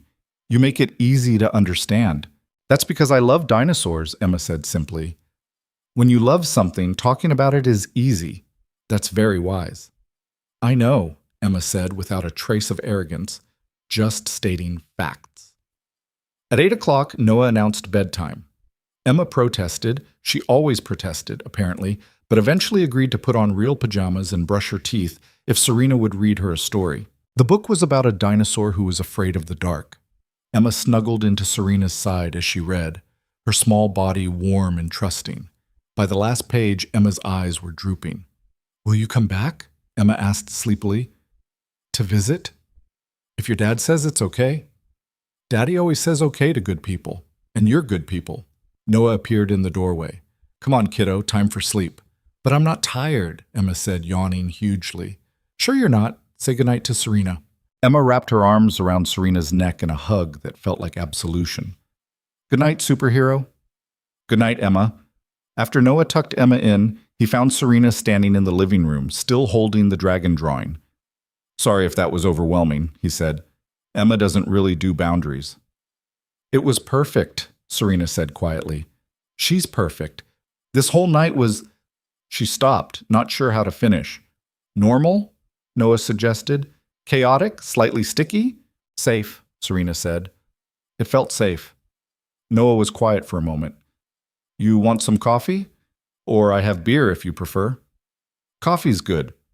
They sat on the small balcony overlooking the courtyard, drinking coffee that was too strong and watching moths circle the security lights. Inside, they could hear Emma's white noise machine humming. How do you do it? Serena asked. Raise her alone, work full-time, make it all look so easy. It's not easy. It's barely controlled chaos most days. Noah wrapped his hands around his mug. But she makes it worth it. Every terrible day, every moment I want to give up, I look at her and remember why I'm fighting. You're a good father. I'm a terrified father who's making it up as I go, but I'm trying. He glanced at her. How are you really doing? With everything? Honestly? I don't know. Some days I wake up angry. Some days I wake up scared. Some days I wake up and can't remember why I should bother getting out of bed. And today? Today I came here. And I watched you burn garlic bread and negotiate with a 6-year-old about lettuce, and for 3 hours I forgot that my life is a disaster. She looked at him. So today was good. Noah's expression softened. You can come back any time. Emma would love it, and He stopped himself. And you? I don't hate it, he said quietly, having you here. The air between them shifted, became charged with something neither of them was ready to name. Serena's phone rang, shattering the moment. Jennifer's name flashed on the screen. I have to take this, Serena said apologetically. Of course. She stepped inside, pressed the answer button. What's wrong? Nothing's wrong. Something's right for once. Jennifer sounded energized in a way Serena hadn't heard in weeks. I just got a call from the prosecutor's office. Natalie's lawyer contacted them. She wants to make a deal. What kind of deal? Full cooperation. She'll testify against Marcus, provide documentation of the entire scheme, confirm Richard's involvement. Everything. In exchange, they'll drop the assault charges and recommend probation for the fraud. Serena's heart started racing. Why? Why would she do that? Because Marcus threw her under the bus. His lawyers claiming she was the mastermind, that Marcus was manipulated by her, that he's the real victim in all this. Apparently Natalie didn't appreciate being made into the villain. So she's turning on him. With extreme prejudice. The prosecutor says her testimony alone would be enough to convict even without the recording. Serena leaned against the wall, processing. What do you need from me? Your approval. The DA won't move forward without your consent. You're the victim here. It's your call. Do we trust her? Is this some kind of play? I've seen the preliminary statement. It's detailed, specific, and corroborated by evidence we already have. She's not playing. She's angry and scared and willing to destroy Marcus to save herself. Serena thought about Natalie in the study, laughing about Marcus's manipulation tactics. Thought about her screaming in the hotel parking lot, gun in hand. Thought about how easily people turned on each other when the stakes got high enough. Tell them yes, Serena said. But I want everything in writing. Full immunity agreement, testimony transcripts, the works. If she's going to help bury Marcus, I want to make sure she can't change her mind halfway through. Already on it. I'll have drafts by tomorrow morning. After Jennifer hung up, Serena stood in Noah's small living room and felt the walls of the trap closing around Marcus. The recording, the documents, and now Natalie's testimony. There would be no escaping this, no last-minute deals or technicalities to save him. He was finished. "Everything okay?" Noah asked from the balcony doorway. "Marcus's girlfriend is turning state's witness. She's going to testify against him." Noah let out a low whistle. "Guess there's no honor among thieves." "Guess not. How do you feel about it?" Serena considered the question. "Satisfied? Relieved? Slightly sick to my stomach." "That's fair. It's one thing to want justice. It's another to watch someone's life get destroyed, even when they deserve it." "You think I should feel sorry for him?" "No. I think you're human enough to feel complicated about it. That's different." Serena looked at this man who somehow understood her better than people she'd known for years. "I should go. It's late, and you have Emma to think about." "You don't have to go." "I know, but I should." She grabbed her purse, started toward the door, then stopped. "Noah?" "Yeah?" "Thank you. For tonight. For all of it." "Anytime, Serena. I mean that." She left before she could do something stupid like kiss him or cry or admit how much she wished she could stay. The next 6 weeks were a blur of depositions, hearings, and legal maneuvering. Natalie's testimony was devastating. She laid out the entire scheme in excruciating detail. How she and Marcus had met 5 years ago. How they'd spent 3 years researching Serena before Marcus made his approach. How Richard had been recruited with promises of $20 million once the plan succeeded. She had emails, text messages, recorded phone calls where she and Marcus discussed strategy. She had the original versions of the forged documents, complete with notes about which signatures to fake and which accounts to target first. And she had zero remorse about handing it all over. "She's good on the stand," Jennifer reported after one particularly brutal deposition. "Cold but credible. The jury's going to eat it up." What about Marcus? Falling apart. His lawyer's trying to paint him as a victim of his own ambition, someone who got in over his head. But it's not working, not with Natalie contradicting every word. The trial date arrived faster than Serena expected. She'd been dreading it for months, but when the morning finally came, she felt strangely calm. She wore a navy suit, simple jewelry, minimal makeup. Jennifer had coached her extensively on courtroom demeanor. Professional but not cold, composed but not robotic, sympathetic without appearing weak. "You're the victim here," Jennifer reminded her in the car on the way to the courthouse. "Let the jury see that. Don't try to be strong or untouchable. Just be honest." The courthouse steps were packed with reporters. Camera flashes exploded as Serena climbed out of the car, and questions came from every direction. "Ms. Whitmore, do you have any comment on Marcus Bennett's claims of innocence? Do you regret getting engaged to him? What would you say to other women who've been victims of fraud?" Serena kept her head up, her expression neutral, and walked through the gauntlet without saying a word. Jennifer had been clear. No comments, no reactions, nothing that could be taken out of context. Inside, the courtroom was smaller than she expected, more intimate. Marcus sat at the defense table with his legal team, looking thinner than she remembered, wearing a suit that probably cost more than Noah's monthly rent. He didn't look at her when she entered, didn't acknowledge her presence at all. The proceedings started with jury selection, a tedious process that took most of the day. Serena watched potential jurors get questioned about their views on white-collar crime, their experience with fraud, their ability to remain impartial when one party was significantly wealthier than the other. By the time they broke for the day, Serena's head was pounding. "You did good," Jennifer said as they left through a side entrance to avoid the press. "Tomorrow's opening statements. That's when things get real." That night, Serena couldn't sleep. She paced her hotel room, ordered room service she didn't eat, and finally gave up and texted Noah at 11 p.m. "Can't sleep. Trial starts tomorrow for real." His response came immediately. "Want to talk about it?" "Not really. Just wanted to talk to someone who isn't a lawyer." "I can do that." "Emma asked about you today. Wanted to know when you're coming back." "Soon. After this is over. She's making you another drawing. This one has you riding a T-Rex into battle." "A T-Rex?" "She's combining all her favorite things, superheroes and dinosaurs." Serena smiled despite her nerves. "Tell her I can't wait to see it." "You going to be okay tomorrow?" She thought about lying, about saying she was fine and strong and ready. But this was Noah, who'd seen her at her worst and hadn't flinched. I don't know. Probably. Maybe. Ask me tomorrow night. I'll be thinking about you. Not in a weird way, just in a I hope you're okay way. I know what you meant. Good. Now try to sleep. You need to be sharp tomorrow. Yes, Dad. I'm serious. Close your eyes, breathe, and stop catastrophizing. How do you know I'm catastrophizing? Because I know you. Now sleep. She did eventually, and when she woke up, there was another text from Noah waiting. You've got this. Go show them what you're made of. The opening statements were brutal. The prosecution laid out the case methodically. The planning, the execution, the near success of the fraud. They painted Marcus as a calculating predator who'd spent years setting up the perfect crime. Marcus's defense attorney countered by painting him as a man who'd made mistakes but not crimes.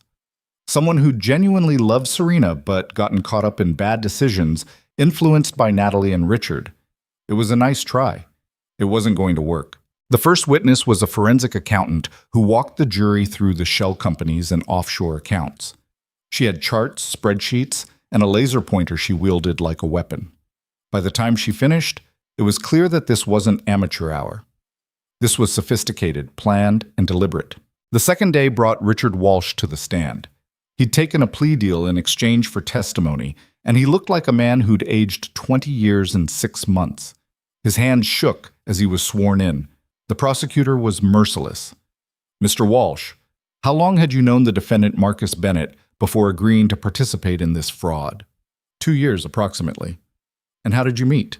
He contacted me, said he was dating Serena and wanted advice on managing their future joint finances. And you believe this was legitimate? Richard's voice was barely audible. At first, yes. When did it become illegitimate? When he offered me $20 million to help him steal from her. A murmur ran through the courtroom. The judge gavelled for silence. And you agreed? Yes. Why? Richard looked directly at Serena for the first time. Because I'm a coward and a thief, and I convinced myself that Serena had so much money she'd never miss it. But she would have noticed eventually. By then, we'd be gone. That was the plan. Take the money and disappear before she realized what happened. Serena kept her face blank, but inside she was screaming. This man had stood beside her at her father's funeral, had helped her navigate her grief, had been family, and he'd been planning to rob her the entire time.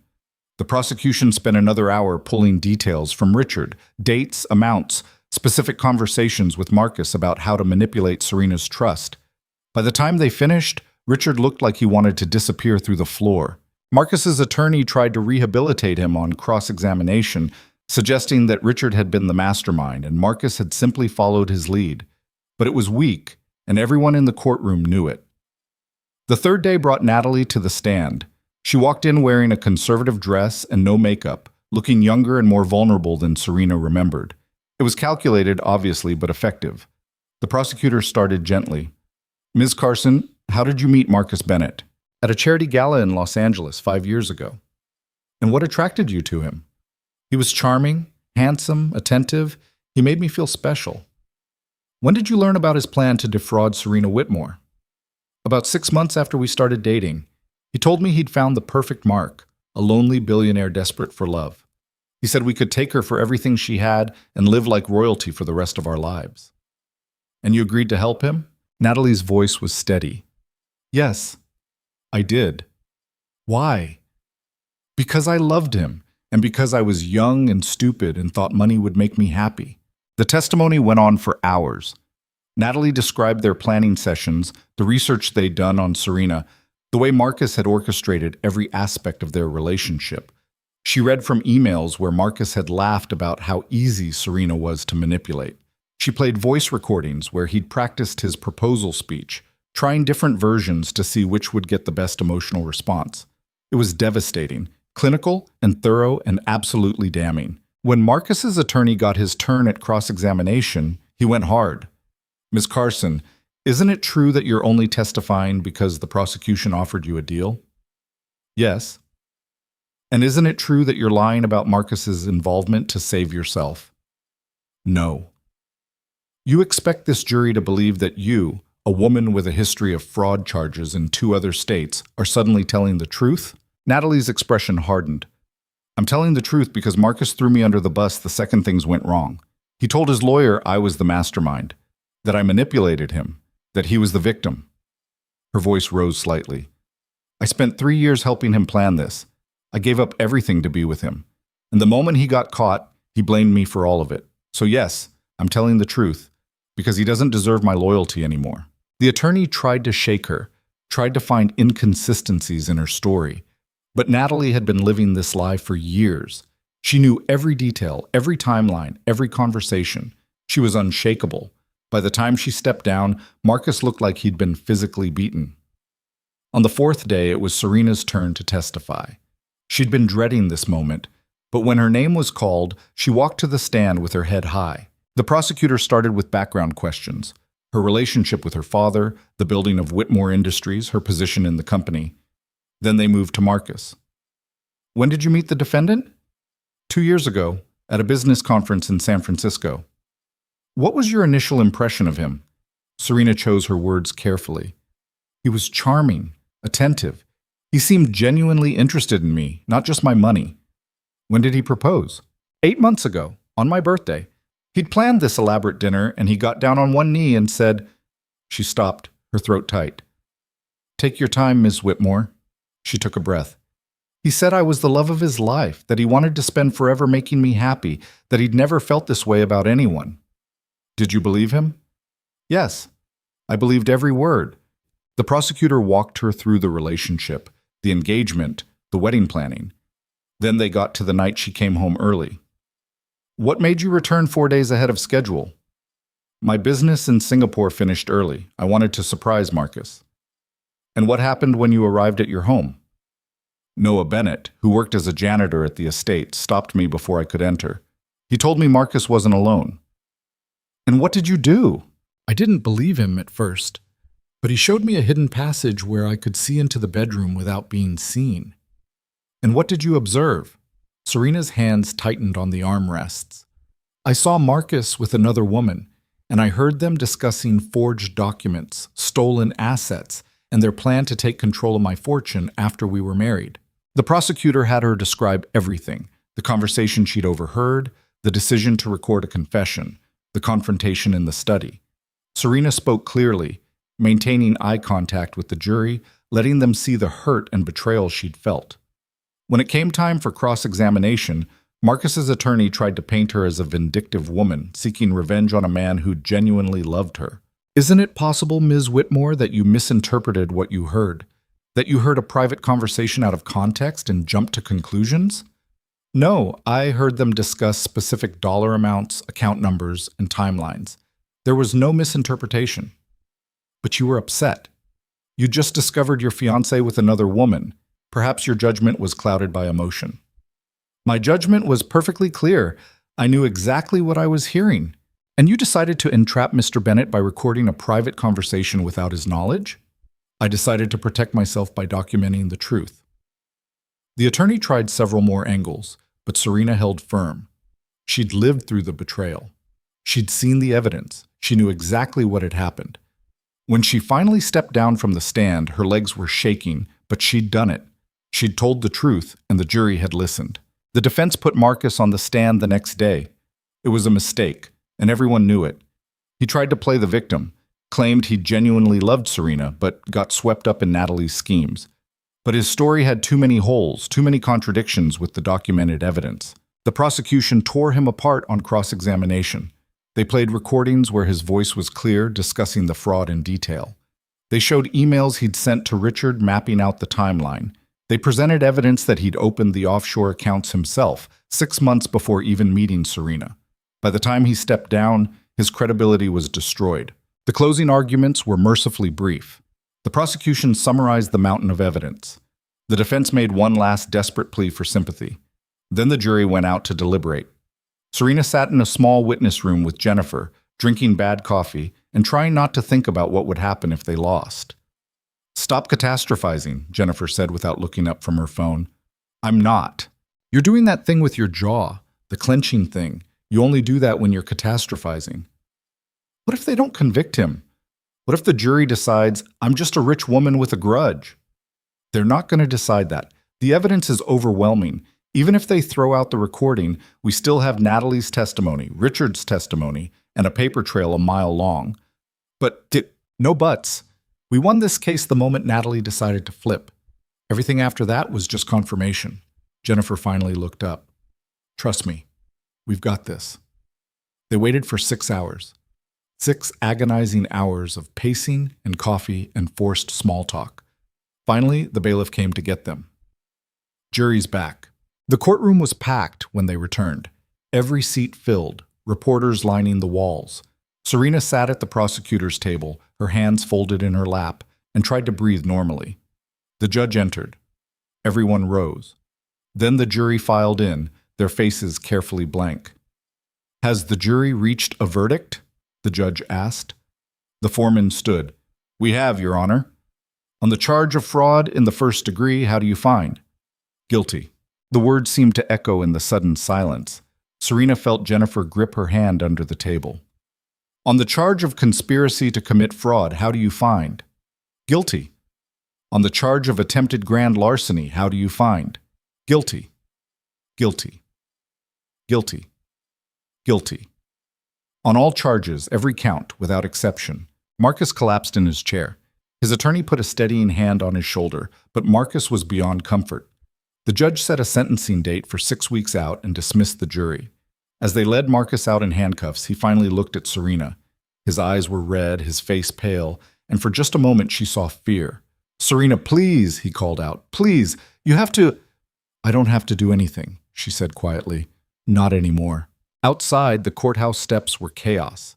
Reporters shouting questions, cameras flashing, people pressing forward trying to get a statement. Jennifer stepped up to the microphone. Ms. Whitmore is gratified that justice has been served. She wants to thank the prosecutors, the jury, and everyone who helped bring the truth to light. She will not be taking questions at this time. They made it to the car and pulled away before anyone could follow. In the back seat, Serena finally let herself react. Not tears exactly, just a long, shuddering breath that felt like releasing 3 months of tension all at once. It's over, she said. It's over, Jennifer confirmed. You won. Serena looked out the window at the city passing by.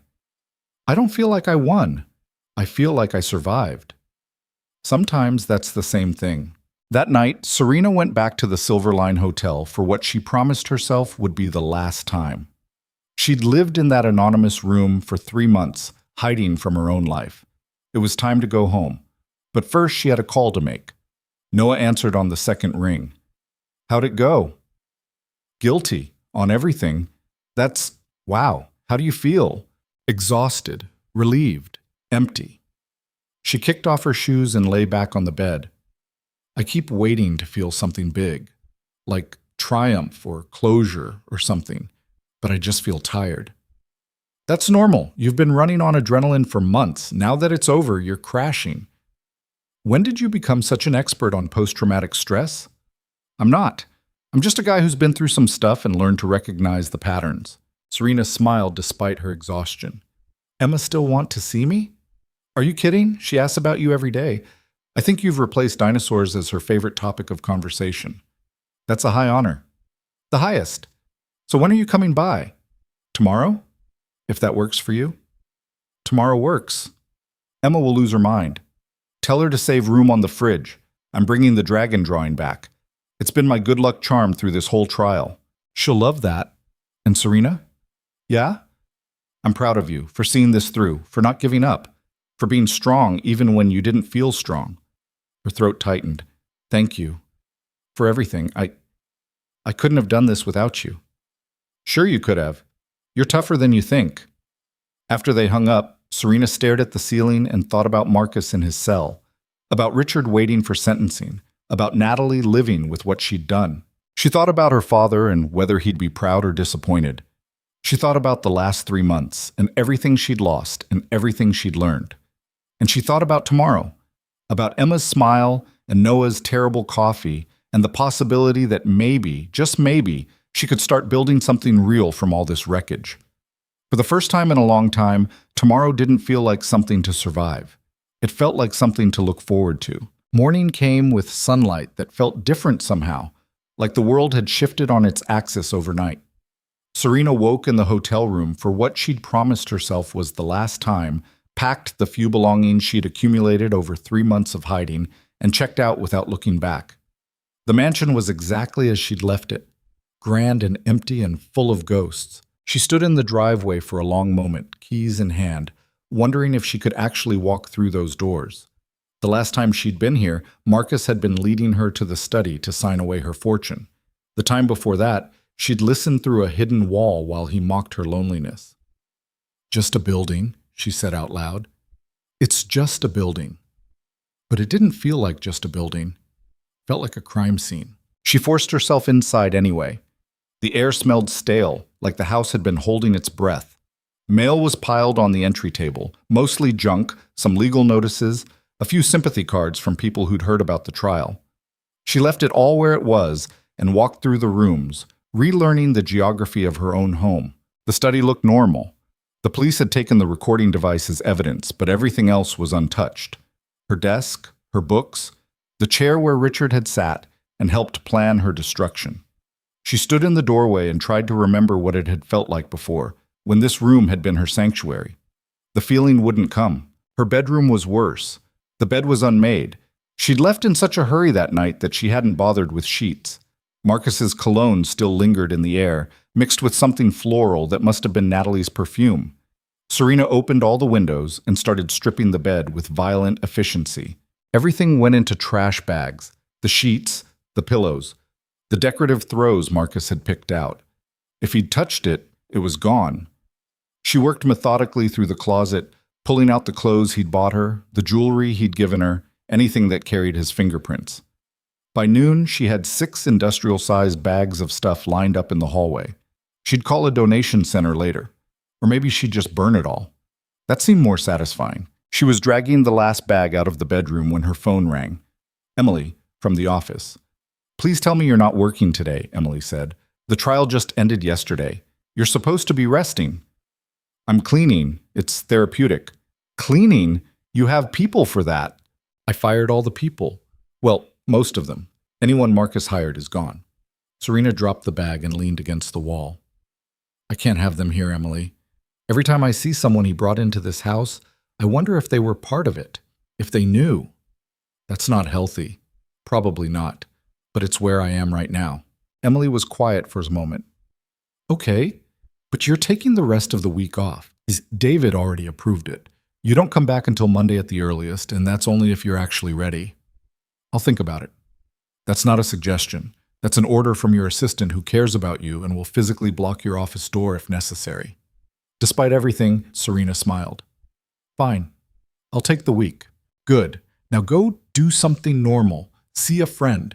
Watch a movie. Eat something that's not room service." After they hung up, Serena looked around at the mansion that suddenly felt too big and too empty. She could stay here, could spend the week deep cleaning every trace of Marcus from the premises. Or she could do what Emily said and try to remember what normal felt like. She grabbed her keys and headed for the door. Noah's apartment complex looked different in daylight. Less shabby, more lived in. Kids were playing in the courtyard, splashing in the fountain that apparently worked when it felt like it. A woman was hanging laundry on a balcony, singing along to music Serena couldn't hear. It felt real in a way her mansion never had. She knocked on Noah's door and heard immediate chaos from inside. Emma's voice shouting, "It's her! Daddy! It's her! She's here!" The door flew open and Emma launched herself at Serena's legs with the force of a small, enthusiastic missile. "You came! Daddy said you'd come, but I didn't know if you'd really come, but you came." Emma looked up with shining eyes. "Did you win? Did you beat the dragon?" "I won," Serena said, crouching down to Emma's level. "The dragon's locked up where he can't hurt anyone anymore." "Good. Because you're a superhero, and superheroes always win." Emma grabbed Serena's hand and started pulling her inside. "Come see! I made you something!" Noah appeared in the kitchen doorway, wearing another ridiculous apron. This one said Grill Sergeant and had a cartoon hot dog saluting. He looked tired but happy, and when his eyes met Serena's, something warm and complicated passed between them. "Sorry," he said. I told her you were coming, and she's been vibrating with excitement for 12 hours. It's perfect, Serena said, and meant it. Emma dragged her to the refrigerator, which now had 3 new drawings prominently displayed. One showed Serena riding the promised T-Rex into battle. Another depicted what appeared to be a victory celebration with confetti and balloons. The third was just the words, "You win," in crayon letters big enough to be seen from space. I made them all last night, Emma explained, because Daddy said you had a hard day and art makes everything better. Serena felt her throat tighten. They're beautiful, Emma. Thank you. You're welcome. Now you have to stay for lunch because Daddy made sandwiches, and they're actually good today. Lunch was indeed good. Turkey and cheese on bread that Noah admitted he'd bought from the expensive bakery because he wanted to do something special. They ate on the balcony while Emma narrated an elaborate story about a dinosaur detective who solved crimes using science. She's been watching too many crime shows, Noah said apologetically. I think it's brilliant, Serena said. Emma, you should write this down. It could be a book. Really? Really, I'd buy it. Emma's face lit up like Serena had just promised her the moon. After lunch, Emma insisted on showing Serena her entire room, the dinosaur posters, the rock collection, the craft projects in various states of completion. She explained each one in detail, and Serena listened with a patience she didn't know she possessed. When Emma finally ran off to find a specific dinosaur fact book she wanted to share, Noah leaned against the doorframe and said quietly, "You're good with her. I'm winging it. I don't know anything about kids." "You're listening to her, taking her seriously. That's 90% of parenting right there." He paused. "How are you really doing, with everything being over?" Serena sat on the edge of Emma's bed, surrounded by stuffed animals and books about prehistoric creatures. "I spent this morning throwing away everything Marcus ever touched. Sheets, clothes, towels. Even the coffee maker because he bought it, and I can't look at it without remembering him making breakfast and smiling at me while planning to destroy my life." "That's fair. Is it? Because it feels crazy. It feels like I'm trying to erase him, but he's still everywhere, every room, every object, every memory. I can't escape him even though he's in jail." Noah came and sat next to her, careful to leave space between them. After Emma's mom left, I threw out half the apartment. Pictures, clothes, wedding gifts, anything that reminded me of her. My mom said I was being dramatic. Maybe I was, but I needed it gone. Did it help? Eventually. Not right away. But eventually I stopped seeing her in every corner. I stopped hearing her voice in every room. It got better. How long did that take? Longer than I wanted, shorter than I feared. He looked at her. There's no timeline for this, Serena. You heal when you heal. Anyone who tells you different is lying. Emma returned with her book, and the conversation shifted back to dinosaurs and science and easier topics. But Serena felt steadier somehow, like Noah had given her permission to be as broken as she needed to be. She stayed until dinner, helped make spaghetti again, this time without burning anything, and read Emma 3 bedtime stories because one was apparently not enough. "Will you come back tomorrow?" Emma asked as she was tucking her in. "I don't know. Maybe. Please? We could go to the park. They have really good swings." Serena looked at Noah, who was watching from the doorway with an expression she couldn't quite read. "The park sounds nice," Serena said. "If your dad says it's okay." "It's okay," Noah said. "Definitely okay." Emma fell asleep holding the stuffed triceratops Serena had picked up on the way over, an impulse buy that had made Emma scream with joy. Serena stood there for a moment, watching this small person who believed so completely in superheroes and happy endings. Outside, the night air was cool. Noah walked Serena to her car, hands in his pockets, looking like he wanted to say something but couldn't find the words. "Thank you," Serena said finally, "for letting me spend the day here, for Emma, for all of it." "You don't have to thank me. We like having you around." "We?" "Okay, I like having you around. Emma tolerates you at best." He smiled. Obviously kidding, she adores you. The feeling's mutual. They stood there in the parking lot, neither quite ready to say goodbye. Finally, Noah said, "The park tomorrow, 10 a.m. I'll bring coffee." "I'll be there." She almost kissed him, almost closed the distance between them and found out what it would feel like to kiss someone who actually gave a damn about her as a person and not a bank account. But she'd just ended a relationship built on lies, had just watched her ex-fiancé get convicted of trying to steal her fortune. The last thing she needed was to jump into something new before she'd even processed the old. So she got in her car and drove away, watching Noah in the rearview mirror until he disappeared. The park the next morning was exactly what Emma had promised. Good swings, a decent playground, and enough open space that Serena didn't feel trapped. Noah brought coffee in a thermos that was actually better than most of the expensive stuff she bought. "Where did you learn to make coffee like this?" she asked. "Worked at a cafe in college. Learned from a guy who took it way too seriously. I retained more than I thought." Emma was already halfway up the climbing structure, fearless and fast. Noah watched her with the casual vigilance of a parent who knew his kid's capabilities but was ready to catch her if needed. "She's got no fear," Serena observed. "None. Terrifies me daily." He took a sip of coffee. Her mom was like that, completely fearless. Until she wasn't. It was the first time he'd really talked about Emma's mother beyond the basic facts. Serena waited, letting the silence stretch. "She had postpartum depression," Noah said finally. "Bad, but she wouldn't get help. Said she was fine. Said she just needed time. Then one day I came home and she was gone. Left a note saying she couldn't do it anymore. Couldn't be a mother, couldn't be a wife, couldn't be any of it. I'm sorry. I was angry for a long time. Felt abandoned. Felt like she'd chosen the easy way out and left me holding the pieces. But eventually I realized she was sick and scared and didn't know how to ask for help." He watched Emma swing from bar to bar. "I hope she's okay, wherever she is. I hope she found whatever she was looking for. Do you ever hear from her?" "No. She signed away her parental rights, made it clean. Part of me wishes she'd stayed in Emma's life somehow. But honestly, Emma's better off without someone who didn't want to be there." They sat on the bench and watched Emma play, and Serena felt the weight of understanding settle over her. They were both survivors of betrayal, both trying to figure out how to trust again. "Can I ask you something?" Noah said. "And you can tell me to shut up if it's too personal." "Go ahead. What are you going to do now? With the company? With your life? Now that the trial's over and Marcus is gone?" Serena thought about it. "Honestly, I have no idea. The company's fine, the board's happy, everything's stable, but I feel like I'm standing in the middle of my life and nothing fits anymore. The mansion doesn't feel like home. Work doesn't feel fulfilling. I don't know who I am without all the drama." "Maybe that's good. Maybe it's a chance to figure out who you want to be. Easy to say, harder to do." "Everything worth doing is hard. Doesn't mean you don't do it." Emma ran over, breathless and demanding they watch her do the monkey bars. They applauded her performance, and she ran back for another round.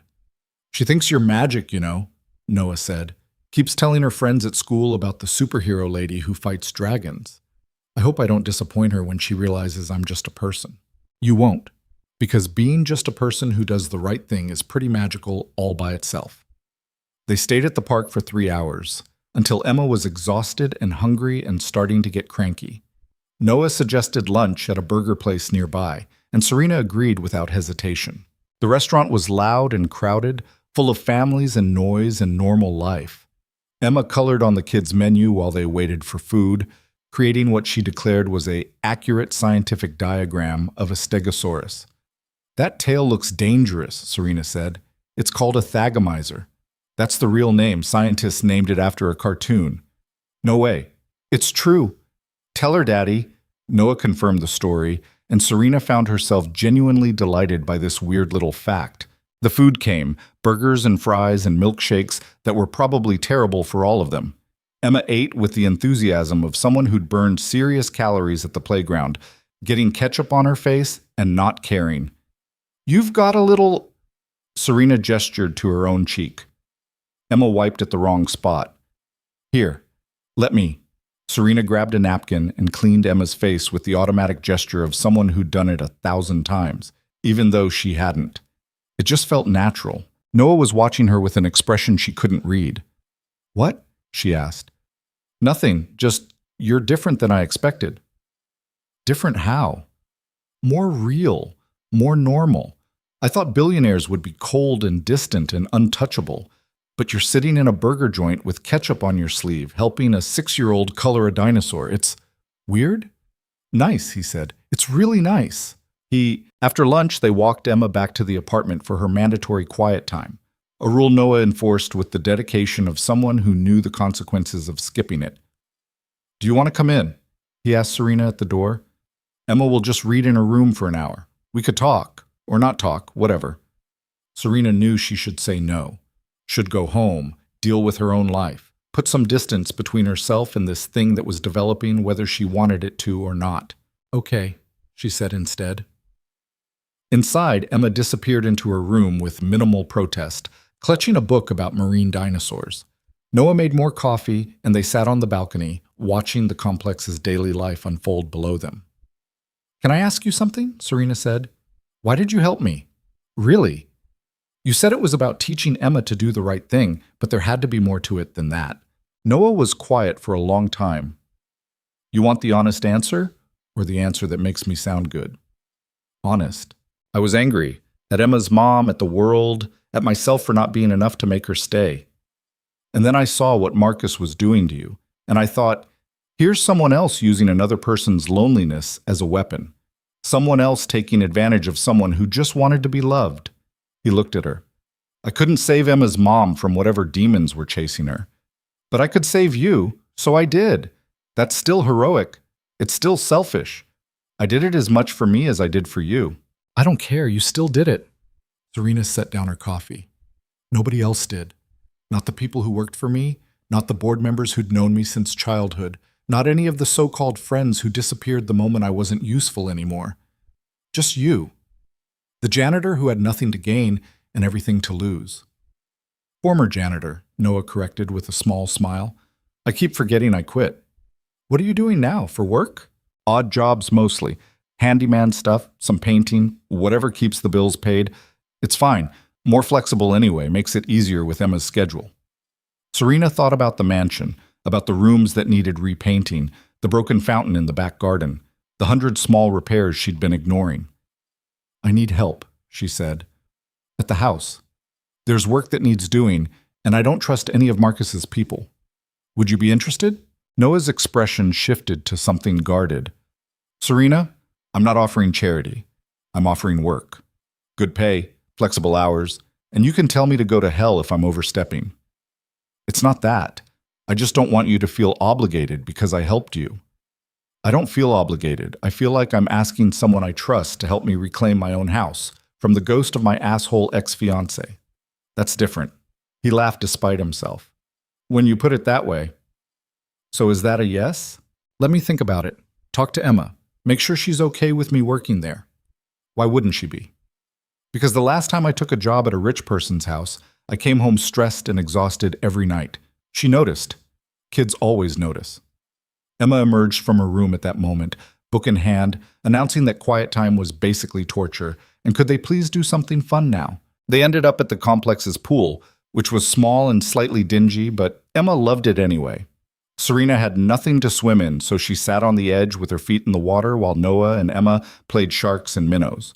Watching them together hurt in a good way. The easy affection, the laughter, the way Noah was completely present and focused on making his daughter happy. This was what family looked like. This was what love looked like. Marcus had never looked at her the way Noah looked at Emma, had never been that unguarded, that genuine, that real. Her phone buzzed. A text from Jennifer. "Sentencing hearing scheduled for next Friday. Prosecutors recommending maximum penalty for Marcus, 20 years. Richard gets 8 years with his plea deal. Natalie gets probation. Thought you should know. 20 years. Marcus would be in his 50s when he got out. If he got out. With good behavior, maybe 15, still a lifetime." Serena should have felt triumphant, should have felt vindicated. Instead, she just felt tired. "You okay?" Noah had climbed out of the pool and was standing in front of her, dripping water. "Sentencing hearing next week. They're recommending 20 years for Marcus." "How do you feel about that?" "I don't know. Relieved? Sad? Angry that I feel sad because he doesn't deserve my sadness?" She looked up at him. "Is it weird that part of me feels sorry for him? Even after everything?" "No, it means you're human. Means you can separate what someone did from what they're going to suffer as consequence. That's not weakness. That's empathy. I don't want to be empathetic. I want to be cold and vengeful and satisfied." "No, you don't. Because if you were those things, you wouldn't be you, and you being you is kind of important. Emma splashed over, demanding Noah come back and play. He went, but not before squeezing Serena's shoulder in a gesture of comfort that somehow meant more than any words could. She stayed until the sun started setting, until Emma was exhausted and pruny and half asleep on Noah's shoulder. They walked back to his apartment together, and Serena helped get Emma dried off and into pajamas. "Best day ever," Emma mumbled as Noah tucked her in. "Can we do it again tomorrow?" "We'll see. Sleep now." "Love you, Daddy." "Love you too, baby." Outside Emma's room, Noah said, "You don't have to keep coming around, you know. I know you've got your own life to deal with." "What if I want to keep coming around?" "Then you're welcome any time, but Serena—" He stopped, seemed to struggle with something. "I need you to be sure about this, about spending time with us, because Emma's getting attached, and if you disappear, it'll hurt her." "I'm not going to disappear." "You say that now, but your life is complicated. Mine is simple. We live in different worlds." "So what? We can't bridge that gap?" "I'm not saying we can't. I'm saying we need to be honest about what this is, what we are." He looked at her directly. "I like you, Serena. More than I probably should. But I've got Emma to think about. I can't bring someone into her life who's going to leave when things get hard." "I'm not Marcus," Serena said, her voice harder than she intended. "I don't lie about my feelings and I don't disappear when people need me. If I'm here, I'm here. Fully. You can trust that or not. But don't compare me to people who hurt you." Noah's expression softened. "You're right. I'm sorry. That wasn't fair." "No, it wasn't." She grabbed her bag, started for the door, then stopped. "For the record, I like you too. More than I probably should. And yes, my life is complicated. But I'm working on that. And part of working on it is figuring out what I actually want instead of what I think I should want." "And what do you want?" She looked at him standing there in his faded jeans and worn t-shirt, looking nothing like the men she usually dated and everything like someone real. "I want to keep coming back here. I want to have terrible coffee and watch Emma draw dinosaurs and pretend for a few hours that my life is simpler than it is. And I want to see where this goes without overthinking it into oblivion." She paused. "Is that okay with you?" Noah crossed the small space between them in 2 steps. For a moment, Serena thought he was going to kiss her. Instead, he just looked at her like he was trying to memorize her face. "Yeah," he said quietly. "That's okay with me." She left before she could do something stupid like actually kiss him. But she drove home with a lightness in her chest she hadn't felt in months. The mansion was still empty and too big, but somehow it felt less oppressive. She walked through it mentally cataloging everything that needed to be changed, removed, or burned. The bed, obviously. The study would need new furniture. Maybe she'd knock down a wall, open up the space, let in more light. Maybe she'd sell the whole damn thing and buy something smaller. Something that felt like a home instead of a museum. Her phone rang. David Chen from the board. "Just wanted to check in," he said. "Make sure you're doing okay after the verdict." "I'm fine, David. Better than fine, actually." "Good. Because I have a proposition for you."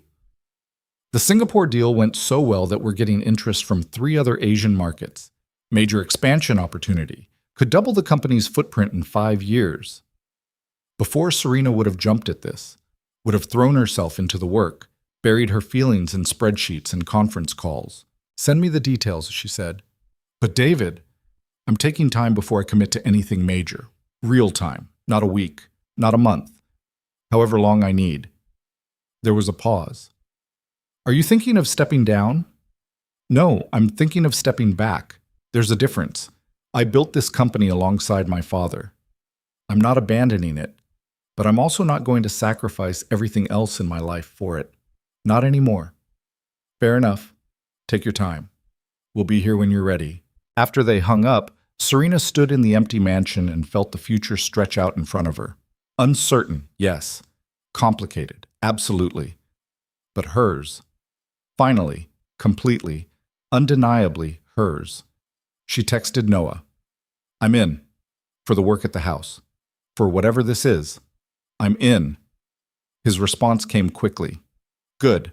Because Emma already told her entire class that her best friend is a billionaire superhero. I can't disappoint her now. Just to be clear, I'm her best friend in this scenario. Obviously, I'm just the chauffeur. Serena smiled and walked through her mansion, already making plans. Some things would stay. Most things would go. And in the empty spaces, she'd build something new, something real, something that actually belonged to her. The sentencing hearing arrived on a Friday morning that felt too ordinary for what it represented. Serena dressed carefully. A charcoal suit, minimal jewelry, her hair pulled back in a way that said she was here for business, not drama. Jennifer met her in the courthouse lobby with coffee and a folder thick with impact statements. "You don't have to go in," Jennifer said. "The prosecutor can handle it without you." "I know, but I want to be there. I need to see it end." The courtroom was less crowded than during the trial. Most of the reporters had moved on to newer scandals, though a few still lingered in the back rows, cameras ready for whatever moment they could sell. Marcus sat at the defense table looking diminished somehow, like the weeks in jail had physically shrunk him. His expensive suit hung loose on his frame. Richard Walsh sat on the other side of the room with his own attorney, waiting for his turn. He looked old and broken, nothing like the confident lawyer who used to bounce Serena on his knee. The judge entered and everyone stood. Then the proceedings began with the clinical efficiency of a system that processed tragedies every day. The prosecutor went first, laying out the scope of Marcus's crimes, the years of planning, the systematic manipulation, the nearly successful theft of $700 million. She read from victim impact statements, including ones from Marcus's own mother, who'd lost her house posting his bail, and from Natalie's family, who'd exhausted their savings on her defense.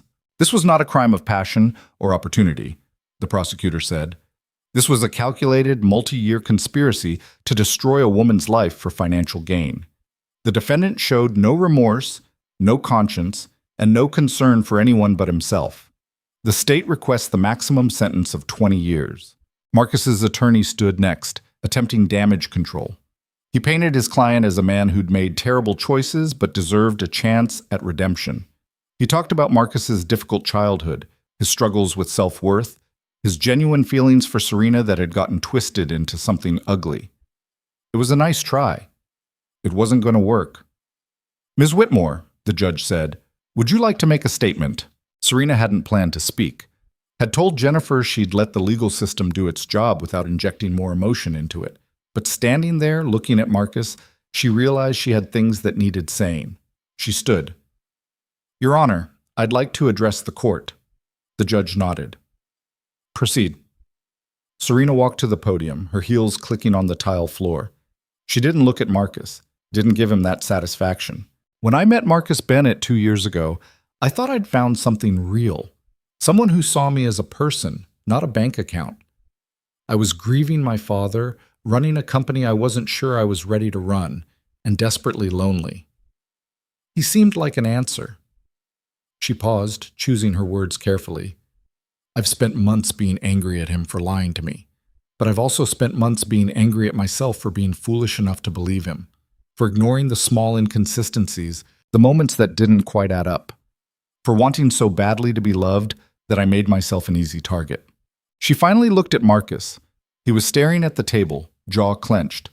What Marcus did was criminal, but what he exposed was my own vulnerability, my own desperate need to believe I was worth loving for something other than my money.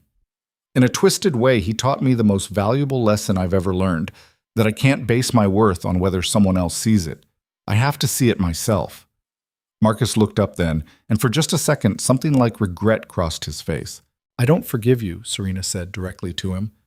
"I probably never will. But I'm done letting what you did control my life. You stole months from me. You don't get to steal anymore." She turned back to the judge. "I support the prosecution's recommendation for the maximum sentence. Thank you." She sat down, her hands shaking slightly. Jennifer squeezed her arm.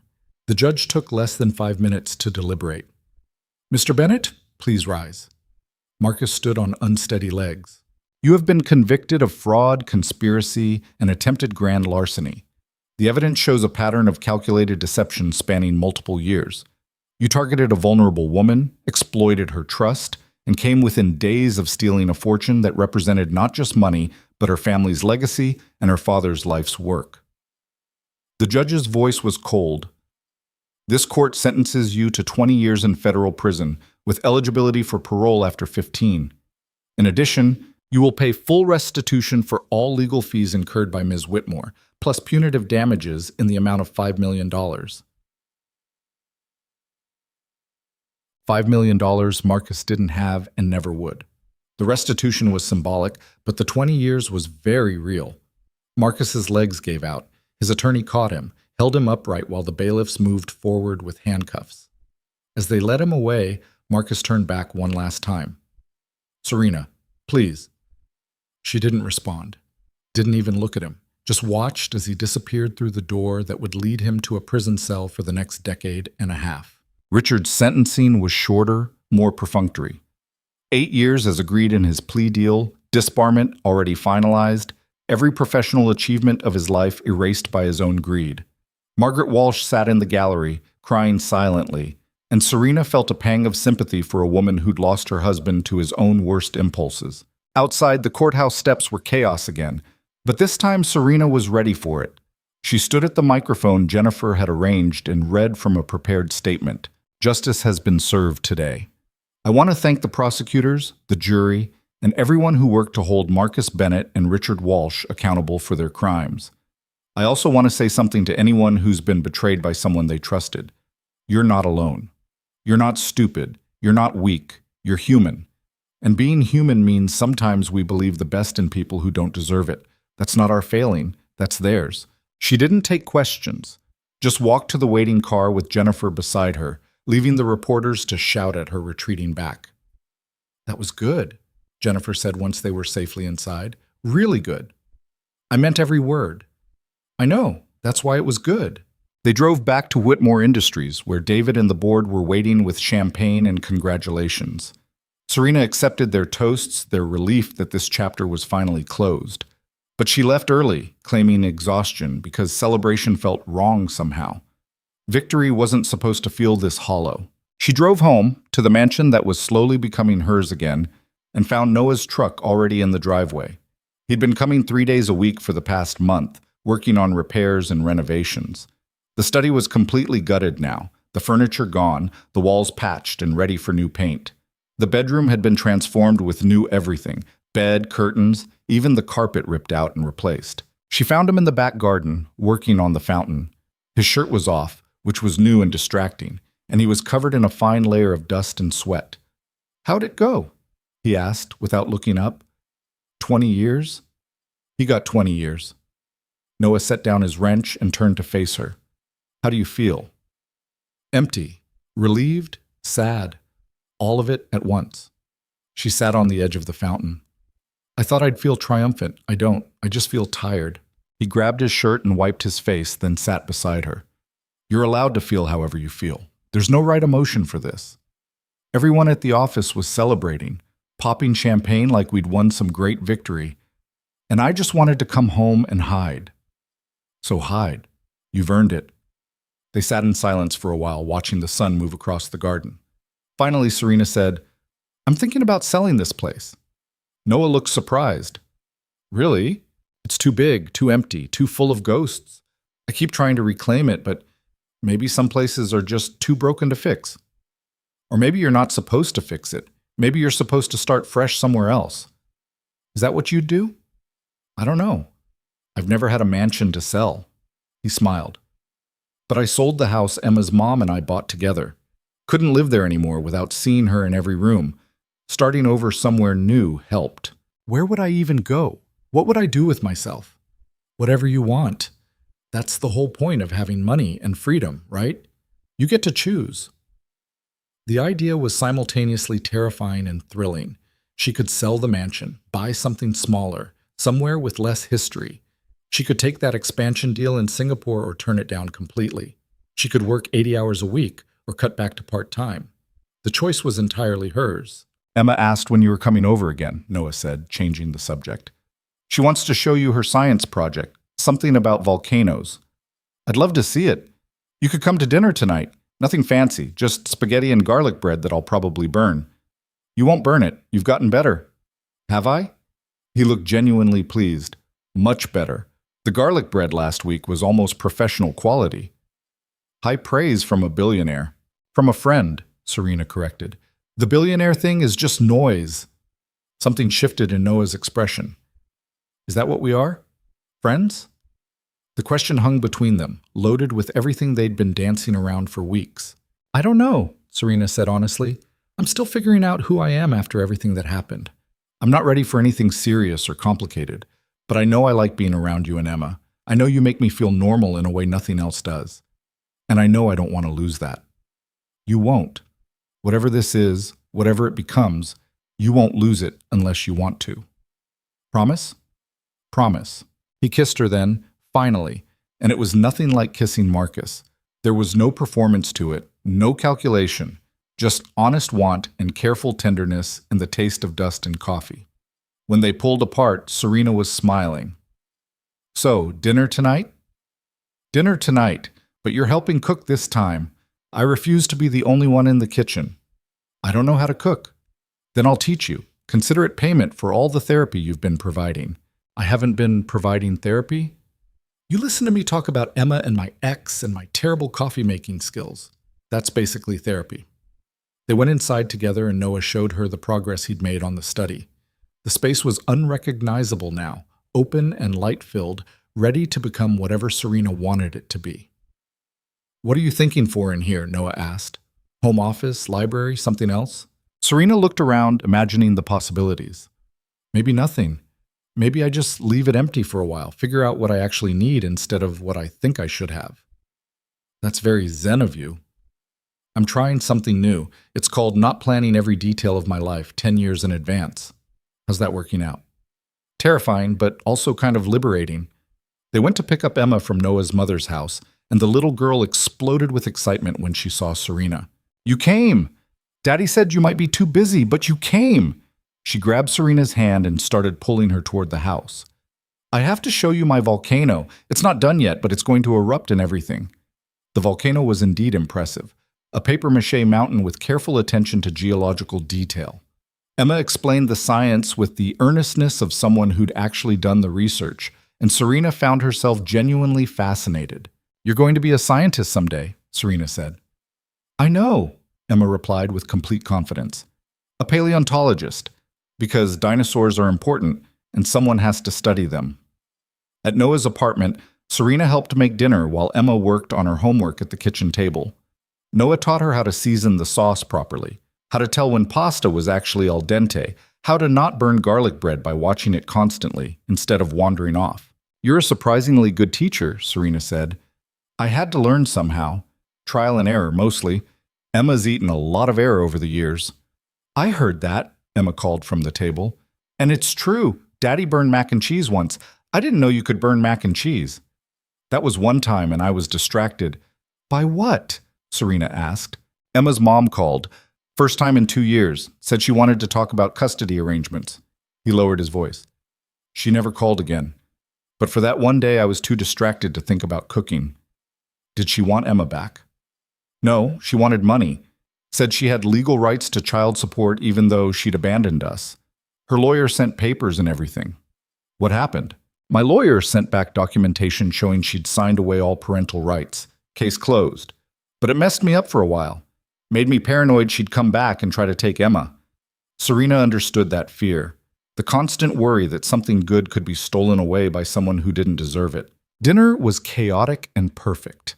Emma told elaborate stories about her day, demonstrated her volcano eruption technique using baking soda and vinegar in the sink, and demanded Serena read 3 bedtime stories instead of the usual 2. You're spoiling her, Noah said as Serena finished the 3rd book. Good. She deserves to be spoiled sometimes. After Emma fell asleep, they sat on the balcony again, drinking wine Noah had bought specifically for this occasion. I need to tell you something, Serena said, and you can't freak out.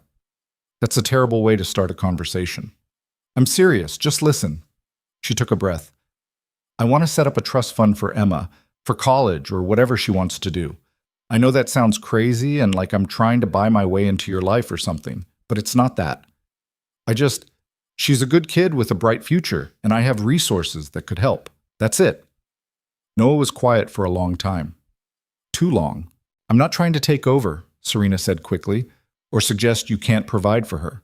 You're an amazing father, and she has everything she needs. I just thought, how much are we talking about? Noah interrupted. Enough for college, fully paid.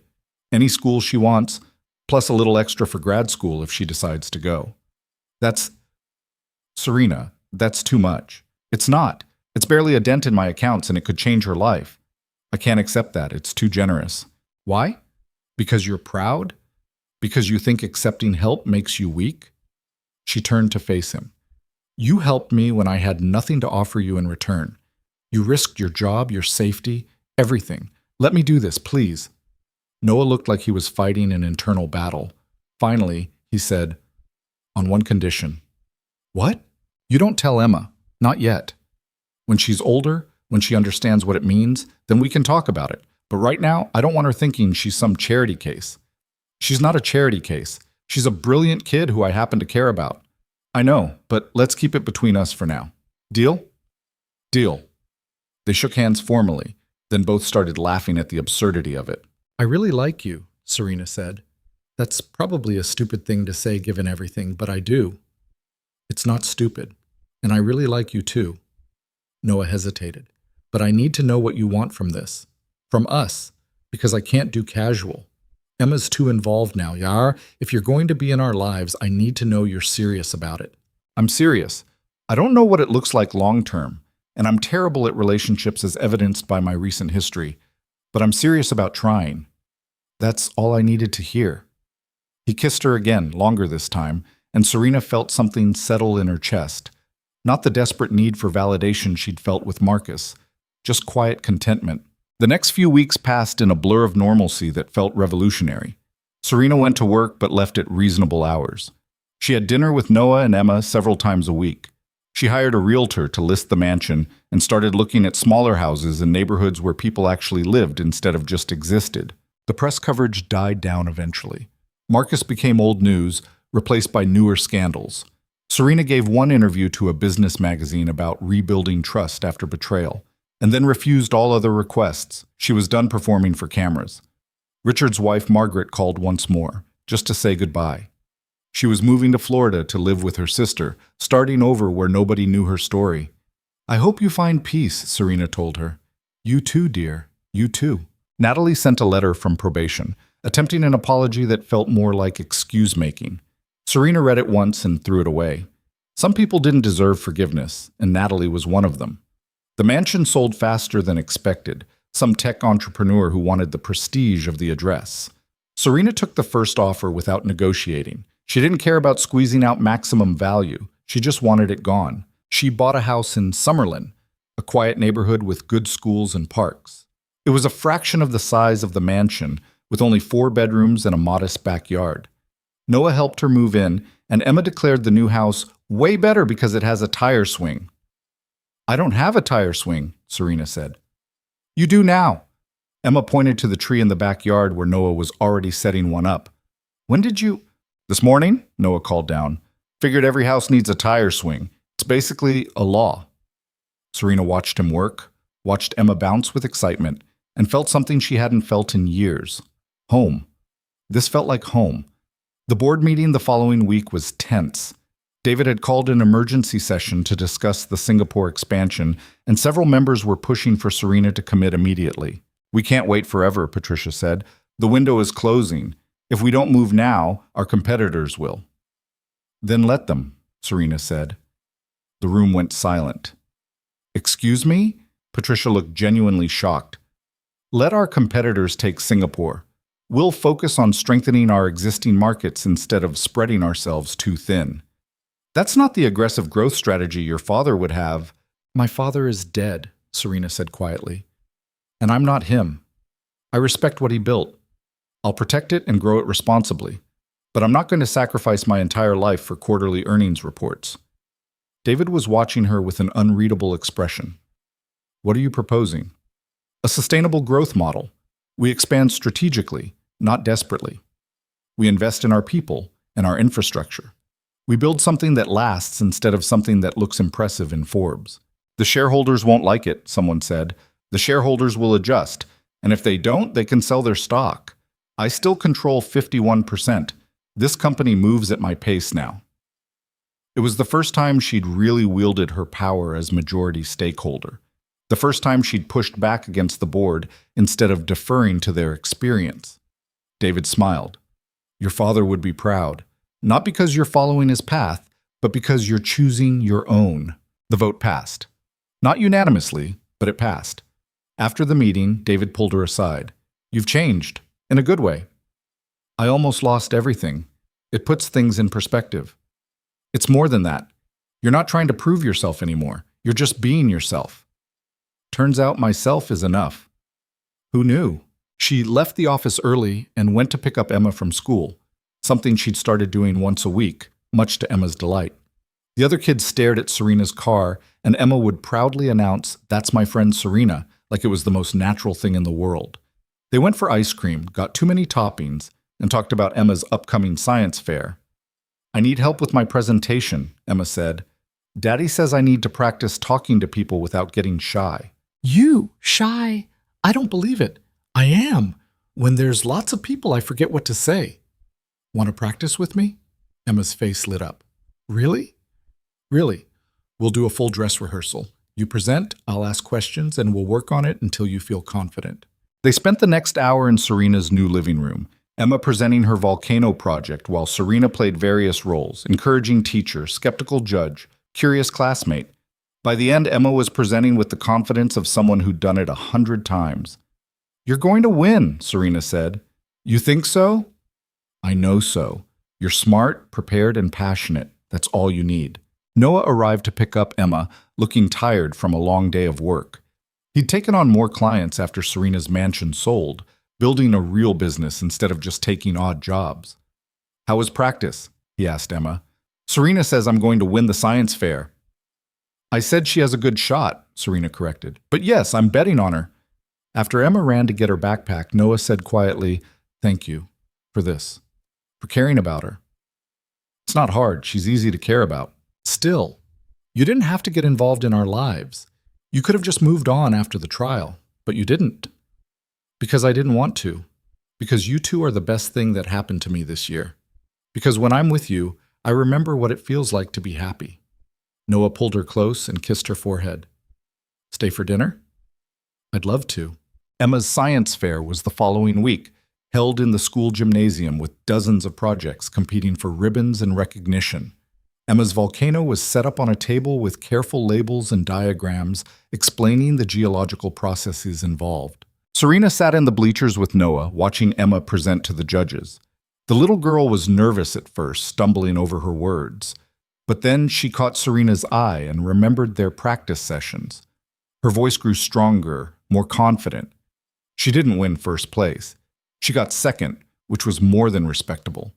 But she ran to Serena first, not Noah, throwing her arms around Serena's waist and shouting, I did it. I didn't freeze up. I remembered everything you taught me. You did amazing, Serena said, hugging her back. I'm so proud of you. Noah was watching them with an expression Serena couldn't quite read. Later, when Emma had run off to celebrate with friends, he said, She loves you, you know. I love her too. I mean, really loves you, like a mother. The word hung between them, heavy with implication. I'm not trying to replace her mother, Serena said carefully. I know that's a complicated thing. Emma doesn't remember her mother. She was too young. You're the first woman who's been consistently present in her life. The first one who's shown up and stayed. He took Serena's hand. I'm not complaining. I'm just saying she sees you that way. And I need to know if that scares you.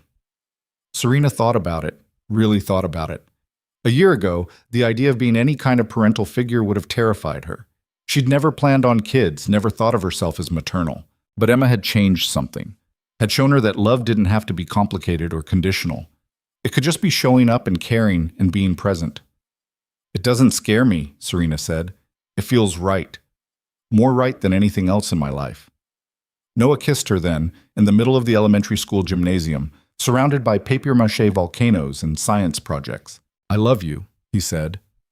I probably shouldn't say it this soon, and I know your last relationship was a disaster, but I do. I love you. Serena felt tears prick her eyes. I love you too. Both of you.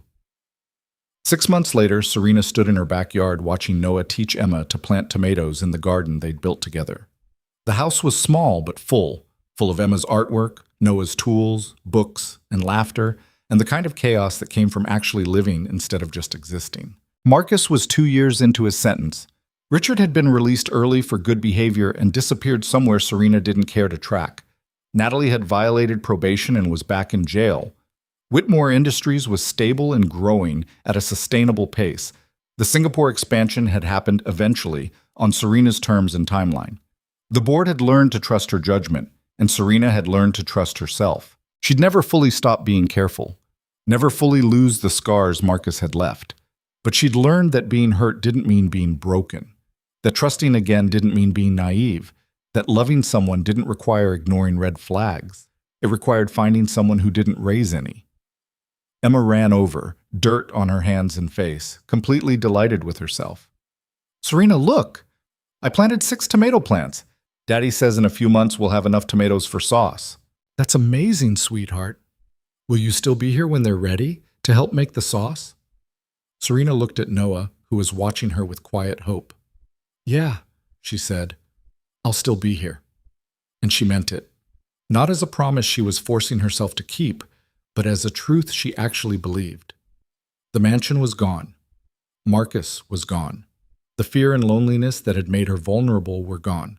What remained was real. Messy and imperfect and sometimes hard, but real. Emma went back to her planting, and Noah came to stand beside Serena. "You okay?" he asked. "More than okay." She leaned into him. "I'm happy." And she was. Not the desperate, grasping happiness she'd faked with Marcus. Not the performance of joy for people who didn't really care. Just the quiet, steady happiness that came from building something authentic with people who actually knew her. The billionaire heiress who'd almost lost everything had learned the most important lesson of all, that worth wasn't measured in dollars or mansions or business deals. It was measured in moments like this, in dirt under fingernails and tomato plants and a 6-year-old who called her family without needing legal documents to prove it. She'd survived the betrayal. She'd survived the trial. She'd survived the rebuilding. And now, finally, she was doing more than surviving. She was living. The sun set over the modest backyard in Summerlin, painting the sky in shades of orange and pink. Inside, the house that Serena had chosen, not inherited, not bought for status, but chosen, waited with its tire swing and its lived-in furniture and its complete absence of ghosts. This was home. This was family. This was what victory actually looked like. Not revenge, not vindication, not even justice, though that had come too. Just the simple, revolutionary act of being loved for exactly who she was, and loving back the same way. Marcus had tried to take everything, but in losing what she thought mattered, Serena had found what actually did. And that was something no one could ever steal.